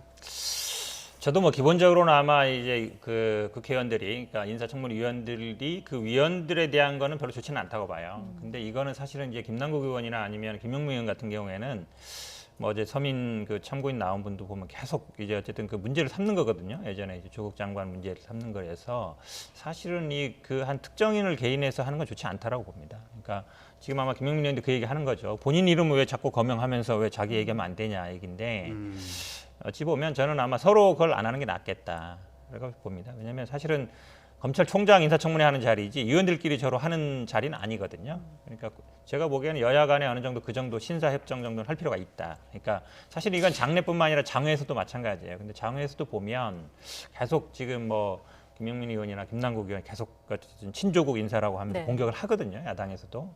그러니까 그게 사실은 장내냐 장외냐 문제가 아니지만 저는 뭐 그럴 필요 없다. 그러니까 어제 사실은 참고인 나왔던 서민 교수도 보면 SNS에 뭐 김남국 의원 뭐 내가 나가니까 뭐 약간 황당하지 뭐 이렇게 얘기하는 거거든요. 그러니까 필요 없이 자극하는 거거든요. 그럼 만약에 그분이 예를 들어서 왔다고 생각해봐요. 서민 교수 곱게 얘기할 수 있겠어요? 내가 가니까 뭐 그리고 반말적으로 남구가 내가 나가니까 어쩌다. 제가 보기엔 그런 분은 나오면 안 된다고 봐요. 인사청문회장이 희화화되는 거거든요. 그러니까 조금 서로 증인 채택도 그렇고 참고인도 그렇고 서로 간에 좀 말 조심할 필요가 있다고 보입니다. 어쨌든 상황이 이렇게 되다 보니까 정작 후보자에 대한 검증을 할 수 있는 시간이 좀 적었던 게 아니냐 이런 얘기도 나오는 것 같고요. 그 청문회 자체가 하루만 열리기로 돼 있었고 또 한 15명 정도의 증인을 이제 국민의힘이 요구했는데 한 명도 채택이 안 됐고 참고인만 지금 각 당에서 추천한 한 분씩 채택이 됐거든요. 이제 물론 이제 전관예우 얘기도 나왔지만 여러 가지 지금 김호수 총장 후보자에 대해서 야당이나 국민 입장에서 궁금한 점이 많았어요. 그런데 그것에 대해서 다 속 시원한 대답을 못 듣는 자리가 됐었고 특히나 이제 전관예우 관련돼서 유상범 의원 논란도 있지만 그건 그것대로 판단하면 되는 것이고 사실 김호수 총장 후보자가 변호사 시절에 처리했던 사건이 과연 문제가 있는 것인지에 대해서는 분명히 밝혀야 되는 것이거든요. 근데 그것이 유상범 의원이 당신 예전에 어떻게 했으니까 말할 자격이 없다는 식으로 만약에 그런 취지로 말을 한다 그러면 그건 유상범 의원으로 대표되는 국민을 모욕하는 것이죠. 저는 그건 맞지 않다고 보고 김호수 후보자의 그 정관예우 문제는 정관예우에 해당하는지는 변론으로 따지더라도 어쨌든 그 당시에 라임이나 옵티머스라는 이 국민이 많은 국민이 피해를 입은 사건 관련돼서 운용사 관련된 사람들만 대리하지 않았다고 해서 그것이 판매사도 운용사 같이 사실은 가는 것이거든요. 왜냐하면 운용사가 직접 판매를 안 해요. 그러니까 뭐 NH증권 이런 우리은행 이런 판매사들이 하는데 부실 판매 여부도 있는 거거든요. 따져서 한꺼번에 세 가지 운용사, 수탁사, 그다음에 판매사 이렇게 세 책임 주체가 있는 것이라서 이것을 딱 떼어가지고 어떤 기능을 했던 분을 대리하면 괜찮고 그렇지 않은 다른 사람이면 안 괜찮고 이런 문제가 아니에요. 네. 또 하나는 사실은 이제 지금 김호수 총장 후보자가 사임을 했다고 하시는데 엄밀히 이제 변호사니까 저희는 알고 있지만 사임이라는 의미가 담당 변호사 지정해서 본인 이름이 빠진 것인지 아니면 해당 법무법인 자체가 해당 사건 자체를 사임해가지고 사건 수임을 철회한 것인지 여기에 따라서 평가가 달라지는 것이거든요. 지금 이제 이분이 과거에 있었던 일에 대한 평가가 아니고 이제는 총장으로 가는 길목이기 때문에 만약에 총장이 되시게 되면 본인 이름이 해당 사건에서 담당 변호사에서 빠졌다고 해서 과연 부당한 영향력 또는 그런 위험, 그런 오해 이런 것들로부터 자유로울 수 있는 것인가 여기에 대한 지금 어떤 평가를 위한 질문도 사실 안 됐거든요. 하루만 갖고는. 그래서 이런 부분에 대해서는 물론 총장 후보자가 총장이 되시면 잘 회피하시고 잘 하시겠지만 그것은 어쨌든 본인의 가능성의 문제고 국민적 시각에서 볼 때는 적절치 않아 보일 수 있는 대목입니다. 네, 알겠습니다. 이런 쟁점에 대해서도 오늘 하나하나 짚어보도록 하겠습니다. 그런데 인사청문회가 파행된 가운데 인사청문 시한도 지났습니다. 네네. 조금 전에 저희가 전해드렸는데 문재인 대통령이 김호수 후보자 청문 보고서를 31일까지 네. 재송부해달라고 요청을 했어요. 예.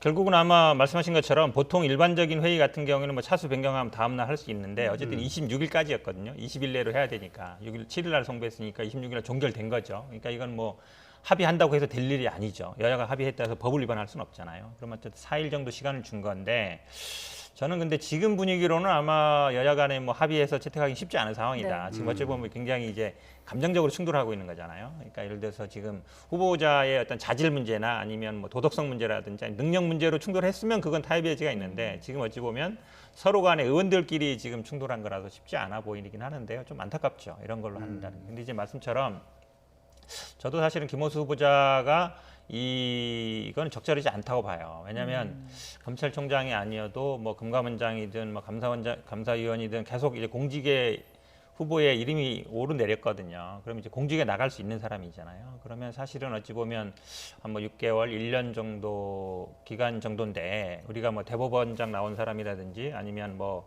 대법관 하던 사람이든지 검찰총장 하던 사람이든지 이런 사람들이 보면 바로 가서 변호사를 할 경우 당연히 뭐 사건이 몰리게 돼 있어요. 네. 당연히 몰리게 돼 있는데 그걸 과연 했어야 되느냐. 제가 보기에도 공직으로 어느 정도 예상되고 본인도 희망하고 있었고 그렇다 그러면 좀 절제하는 게 맞다. 지금 네. 말씀처럼 사실은 뭐 판매사는 괜찮고 운영사는 뭐 나쁘고 판매사는 좋고 그런 문제는 아니에요. 어쨌든 관련된 사건을 맡았다는 거기 때문에 국민들이 보기에는 좀 첫인상은 좀 문제 있어 보입니다. 근데 네. 사실은 이제 이게 뭐 변호사법 위반까지는 아니에요. 본인이 네. 직접 수사하던 사건은 아니니까요. 그리고 법무부 차관이라는 게 뭐 수사를 지휘하거나 이건 아니거든요. 장관을 보좌하는 역할이어서 어쨌든 총장이 된다 그러면 이 사건에서는 확실하게 회피하는 게 맞다. 그게 제가 보기에는 뭐 중요한 문제가 될 것 같습니다. 네, 지금 현 위원장님 말씀을 들어보면 결국에는 보고서가 뭐 채택되기는 좀 어려운 상황으로 보이는데요. 지금 어떤 입장이신가요? 보고서 채택은 쉽지는 않을 것 같고요. 다만 이제 김호수 후보자에 대한 법조계 내 평가는 사실 나쁘진 않아요.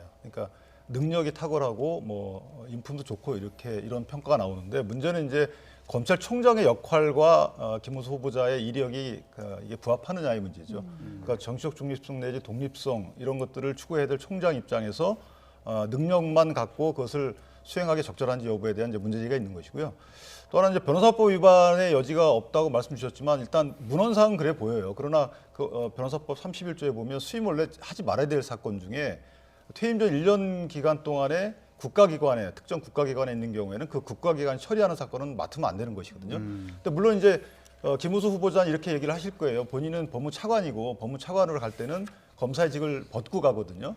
그렇기 때문에 검찰의 사건이 계류 중인 사건을 맡아도 된다라고 하지만 법무부 산하에 있는 조직이 검찰 조직이기 때문에 사실 보는 관점에 따라서 또는 실제 영향력 측면에서 보면은 그것이 어울리는 해명은 아니다 이런 생각이 하나 들고 또 하나는 그 후보자께서 퇴임 후에 간 해당 법무법인이 갈 당시는 70억 매출이었거든요. 그 말은 뭐냐면 원래 3년간은 공직자윤리법에 따라서 3년간은 100억 정도 되는 법무법인은 취업을 못합니다. 그런데 70억대에 가셔서 그 다음 연도에는 그 법인이 100억을 넘어요. 그러니까 일단 일반인 국민 시각에서 보면 김호수 후보자의 어떤 법무법인 재직이 그 법무법인의 사건에 몰리게 했다는 이런 오해를 줄 수 있잖아요. 네. 그렇기 때문에 이런 것에 대한 분명한 오해들은 다 푸시는 청문회장에 됐어야 되는데 여당에서는 차수 변경조차 허용하지 않고 청문회를 종결했기 때문에 이걸 채택을 해서 채택 여부에 따라서 대통령께 임명하신 대통령에게도 사실상 부담을 준 꼴이 됐다. 저는 그렇게 생각합니다. 그럼 만약에 임명을 강행을 하게 된다면 여론은 어떨까요?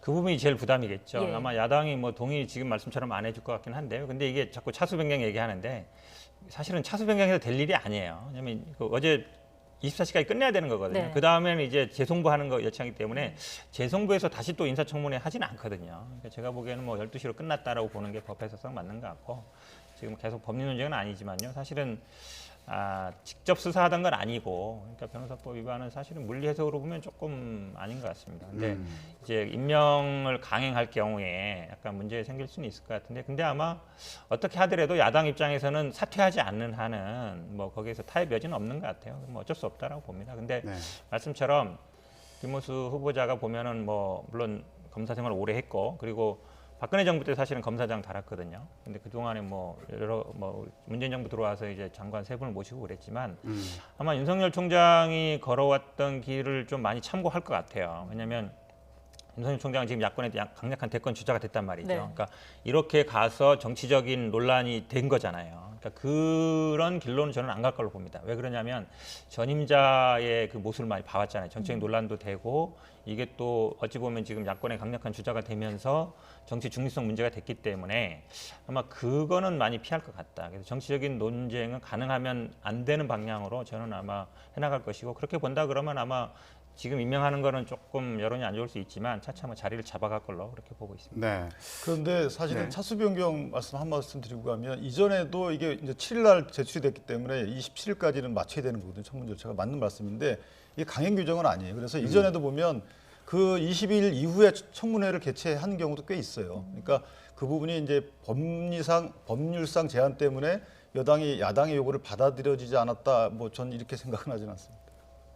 알겠습니다. 그러면 좀 결과에 대해서 여쭤볼게요. 결국 김호수 후보자가 총장으로 임명이 된다면 야당이 어떤 반응을 보일지, 어떤 입장을 밝힐지 이것도 궁금하거든요. 사실은 방법이 없죠.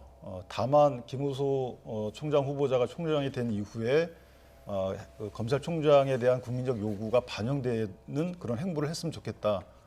이런 이제 바람이 있을 뿐이고, 당장 그 검찰 직제 개편과 관련돼서 사실 법무부의 검찰 직제 개편이 검찰의 수사에 미치는 영향이 크다는 의견이 많기 때문에 여기에 대해서 어떻게 대응하느냐, 총장 후보자가 총장이 됐을 경우에 이런 그 총장의 행보에 따라서 야당의 대응이 달라지지 않을까. 뭐 기대가 더 커질 수도 있고 뭐 실망이 더 커질 수도 있고 하기 때문에 구체적인 행동에 따라서 국민적 시각이나 야당의 시각은 변할 수 있을 것이다 이렇게 생각합니다. 네. 야당에서 자꾸 이제 검찰총장하고 법무부 장관이 싸웠으면 좋을 것 같아요. 그러니까 조국 장관이나 뭐 윤석열 총장처럼 저는 뭐 그런 일은 없을 것이라고 봐요. 왜 그러냐면 지금 직제 개편도 얘기하는데요. 뭐 뒤에 나오겠습니다만 이미 검찰총장이 예규상으로는 승낙을 받게 돼 있어요. 네. 그리고 검찰총장은 모든 수사에서의 지휘권을 행사할 수 있습니다. 그러니까 수사를 개시시킬 수도 있고 중단시킬 수도 있고 모든 권한이 있거든요. 그러니까 검찰총장 입장에서는 달라지는 게 없어요. 그러니까 법무부 장관이 뭐 수사 지휘하는 거 아니냐 이런 논란이 있는데요. 그거는 아니고 이제 기구를 만들거나 편성하는 문제이기 때문에 제가 보기에 직제 개편이 뭐 크게 문제되지는 않을 걸로 보고 있습니다. 근데 직제 개편과 관련해서는 크게 문제될 게 없다고 말씀하셨지만 결국 이게 검찰 개혁과 이어지는 내용으로 보이는데 민주당 일부에서 계속 나오는 얘기 중에 하나가 검수완박이지 않습니까? 네. 검찰의 수사권을 완전히 박탈을 하고 그리고 중수청을 설치해서 수사를 하도록 하고 그리고 검찰 같은 경우에는 공소 제기를 하는 역할을 하도록 하자 이런 주장이 계속 나오고 있는 네네. 상황인데 이에 대해서 후보자는 부정적인 입장을 밝혔던 것으로 알고 있는데 이 부분은 어떻게 봐야 될까요? 그러니까 큰 틀로 보면요, 아마 이제 수사는 경찰이 하고 기소는 검찰이 하고 이제 그게 검경 분리거든요. 근데 이제 수사권과 기소권을 분리하는 건데 지금은 이제 어정쩡한 상태에 돼 있죠. 검찰이 수사도 할 수 있고 6대 범죄라 그러지만 사실 시행령에 보면요. 한 A4로 3장 정도 돼요. 굉장히 많습니다. 직접 할 수 있는 게. 그러니까 검찰에서는 실제로 보면 그 내부 의견을 보면 사실은 지금까지 하던 거 다 할 수 있어요. 거의 다. 경찰이 송치하던 건 빼고 그렇게 본다 그러면 이 추세에 좀 안 맞다. 결국은 검경 수사권 분리를 해야 되는데 근데 지금 말씀하신 것처럼 이게 검찰이 수사권을 빼내가지고 중수청을 설치하는 문제는 사실은 문재인 대통령이나 송영길 당대표 같은 경우는 좀 약간 좀 나중에 하자. 쉽게 얘기하면 지금 공수처라든지 지금 만들어 놓은 법 시행이 우선이다라는 것 같고 지금 이제 일부 의원들은 이걸 추진해야 된다는 것 같은데요. 아마 제가 보기에는 당론으로 채택되거나 아니면 문재인 대통령이 이거에 대해서 그렇게 하자라고 갈 가능성보다 안 할 가능성이 더 많은 것 같아요. 제가 보기에는 조금 늦추자. 그럼 아마 김호수 후보자 같은 경우에도 부담이 좀 덜하겠죠. 왜냐하면 당의 입장이라든지 청와대 입장이 현행 제도를 좀 안착시키는 게 먼저다라고 생각하는 것 같고 아마 그런 입장을 필요한 것 같습니다. 결국 같은 방향으로 갈 것이다. 어쨌든 제가 보기에는 거기에서 큰 뭐는 없을 것 같은데 근데 아마 이런 문제는 있어요. 그러니까 이번에 LH 수사를 보면 이 경찰이 과연 수사 능력이 되느냐 이런 얘기를 하거든요. 지금까지 많은 성과가 안 나고 있잖아요. 그러면 기존에 갖고 있던 검찰의 수사 능력을 어떻게 할 거냐. 그런 면에서 본다 그러면 검찰의 수사 능력을 그대로 좀 보존하면서 기소권은 없는 조직. 그게 지금 나오면 이제 중대범죄수사청 얘기인데 장기적으로는 제가 보기에 그 방향은 좀 맞지 않냐라고 보고 있습니다. 알겠습니다. 근데 저게 사실은 이제 이 법 체계상 문제도 있는 거예요. 이제 의도를 차치하고 뭐 개정하고자 하는 분들의 의도를 차치하고 형사소송법과 검찰청법에 보면 수사를 개시하여야 한다고 범죄 인지를 한 경우에 근데 지금 그걸 막는 예규거든요. 예규는 대검에서 만드는 거라서 하위 법령이란 말입니다. 그걸 통해서 상위 법령인 그 검찰청법과 형사소송법의 규정을 무력화시키는 결과를 초래할 수 있는 것이고 현재 있는 예규는 제가 찾아본 바에 따르면 지청이 이제 범죄 인지에서 수사를 개시할 때는 검사장한테 승인받도록 돼 있더라고요. 근데 문제는 뭐냐면 수사를 개시하지 못하게 하는 겁니다. 그러니까 수사를 개시를 자체를 막게 되면 범죄 고소고발을 한다 하더라도 검사가 수사를 못하게 되는 꼴이 되는 것이거든요.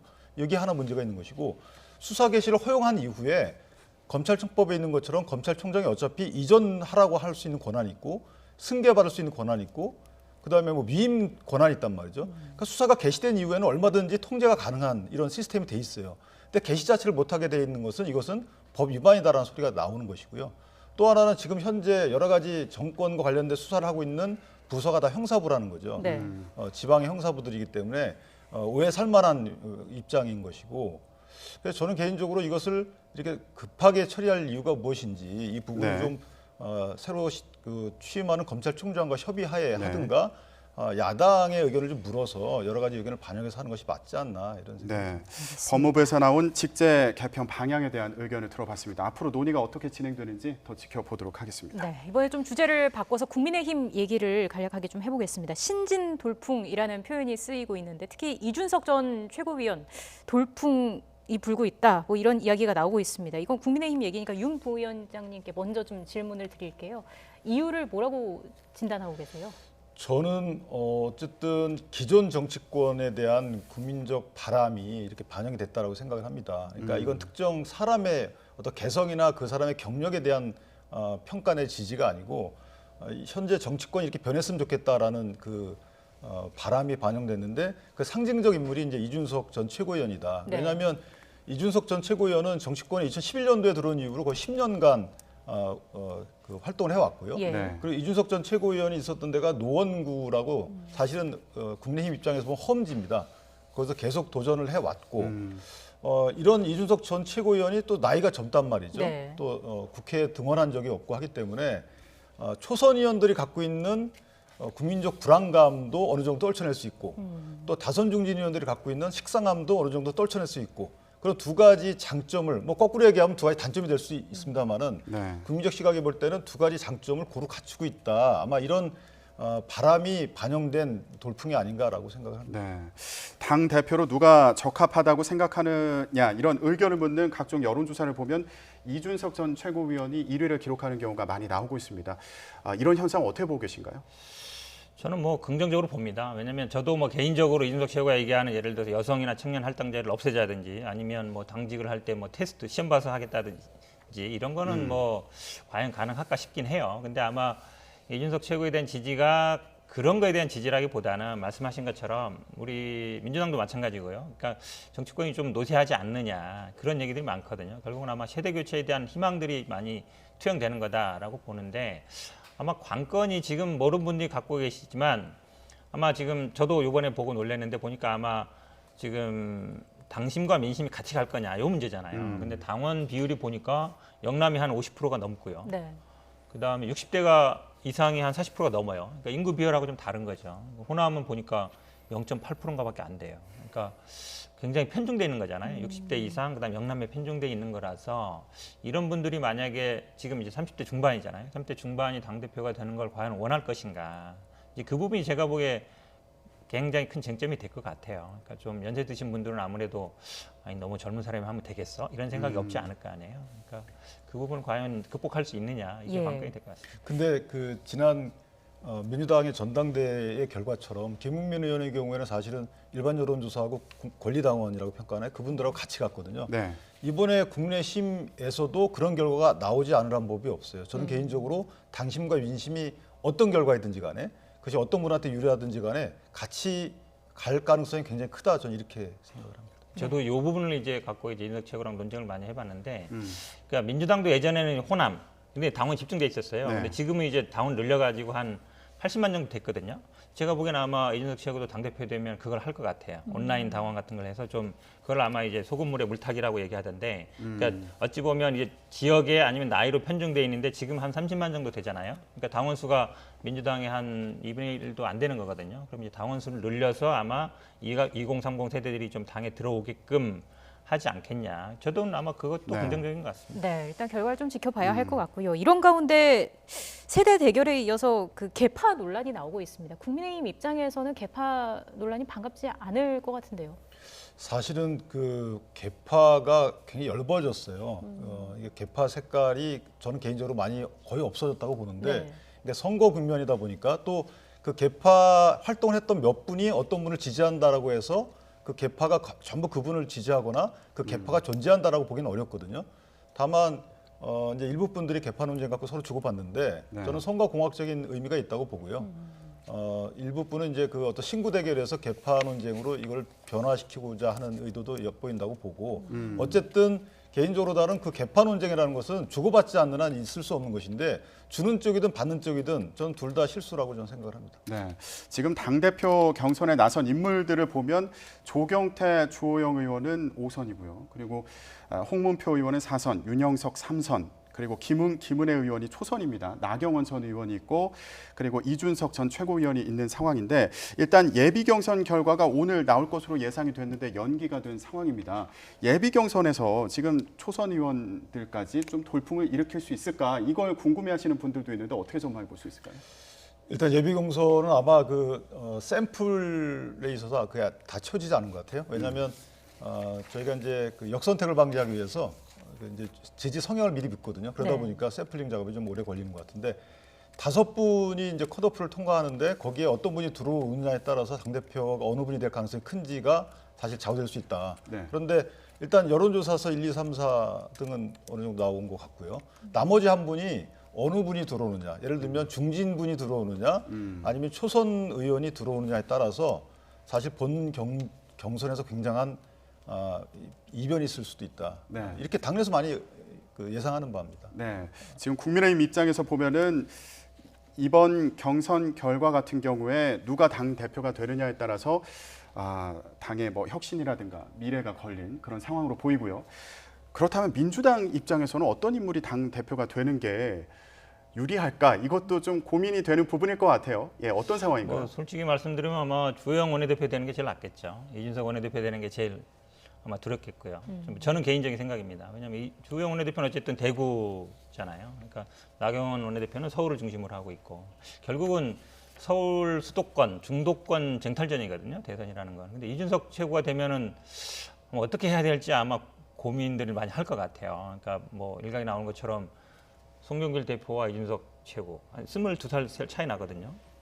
그럼 우리 당에도 그럼 젊은 사람을 내세워야 되는데 물론 있습니다. 있긴 있는데 과연 어떻게 대응을 해야 될까? 왜냐하면 이준석 최고가 뭐 기존 권위라든지 아니면 선후배 관계에서 한참 떨어져 있잖아요. 네. 그런 면에서 아마 고민이 많을 거다라고 보는데 그래도 저는 뭐 그것도 민주당의 기회가 될 수 있다고 봅니다. 왜냐하면 상대방이 그러니까 어쨌든 국민의힘이 그렇게 세대 교체를 하면 또 민주당에도 그런 움직임이 분명히 있을 거거든요. 네. 초선이라든지 아마 30, 뭐 40 이런 의원들이 아마 생각이 달라질 거예요. 아, 우리도 뭔가 해야 되는 게 아니냐 이런 생각을 할 것 같아서 저는 뭐 긍정적인 효과를 미칠 걸로 보고 있습니다. 제가 한 말씀만 짧게 드리면 사실은 이게 대선 후보를 뽑는 게 아니거든요. 당대표를 뽑는데 당대표가 뭐 어떤 분이 되느냐에 따라서 중요하지만 혹시 또 안 되신 분은 또 선대위로 가도 되는 것이고요. 대선 후보에. 그래서 사실은 어느 분이 될지에 대해서 국민의힘의 생사 기로에 있지는 않다.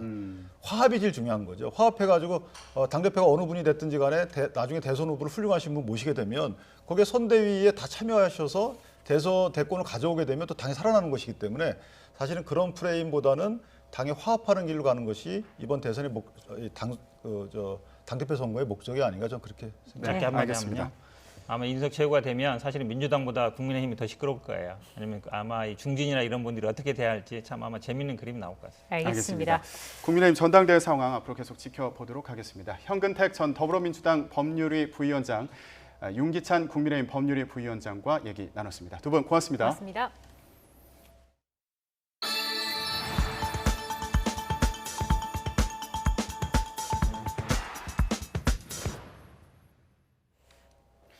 문재인 대통령이 오늘 청와대에서 당정청 주요 인사들이 참석한 가운데 내년도 예산안 집행계획을 살펴보는 2021년 국가재정전략회의를 열었습니다. 문 대통령은 이 자리에서 국가 채무가 증가하고 있지만 다른 나라와 비교하면 재정 건전성이 양호한 편이라면서 내년까지는 확장 재정 기조를 유지할 필요가 있다고 강조했습니다. 직접 들어보시겠습니다. 재정이 경제의 균형추가 되어 부족한 가계와 기업의 활력을 보완하고 계층 간, 부문 간 양극화를 바로잡아 주어야 합니다. 최근 위기 대응 과정에서 국가 채무가 빠른 속도로 증가한 것은 사실이지만 다른 나라들에 비해 증가 폭이 낮고 재정 건전성이 양호한 편입니다. 확장 재정을 요구하는 의견과 재정 건전성을 중시하는 의견이 엇갈리고 있지만 적어도 내년까지는 경기의 확실한 반등과 코로나 격차 해소를 위해 확장 재정 기조를 유지할 필요가 있다고 봅니다. 재정 정책의 효과를 극대화하기 위해서는 속도와 타이밍이 무엇보다 중요합니다. 올해 예산을 신속하게 집행하는 한편 방역 상황과 경제 여건 변화에 곧바로 대처할 수 있도록 필요하다면 큰 폭으로 증가한 추가 세수를 활용한 추가적인 재정 투입 가능성을 열어두어야 하겠습니다. 하루하루 날씨가 무척 변덕스럽습니다. 현재 내륙의 비는 대부분 그쳤는데요. 다만 강원 북부 지역에는 한두 시간가량 비가 조금 더 이어지겠습니다. 하지만 이 비가 끝이 아니고요. 내일 전국에 또다시 요란한 비 소식이 있습니다. 벼락과 돌풍, 곳에 따라 우박을 동반하면서 오늘보다 더 요란하게 쏟아지겠습니다. 비는 내일 새벽 수도권을 시작으로 낮 동안 그 밖의 지역으로 확대하겠습니다. 예상되는 비의 양은 중부와 전북, 경북의 최고 40mm, 남해안의 5에서 10mm입니다. 비가 내리며 낮에도 선선하겠습니다. 서울 낮 기온 21도, 대전 23도, 광주 24도로 예상됩니다. 주말에는 다시 맑은 하늘 회복하겠고요. 휴일에는 초여름 더위가 찾아올 전망입니다. 지금까지 날씨 정보였습니다. 더 뉴스 마치겠습니다. 시청해주신 여러분 고맙습니다.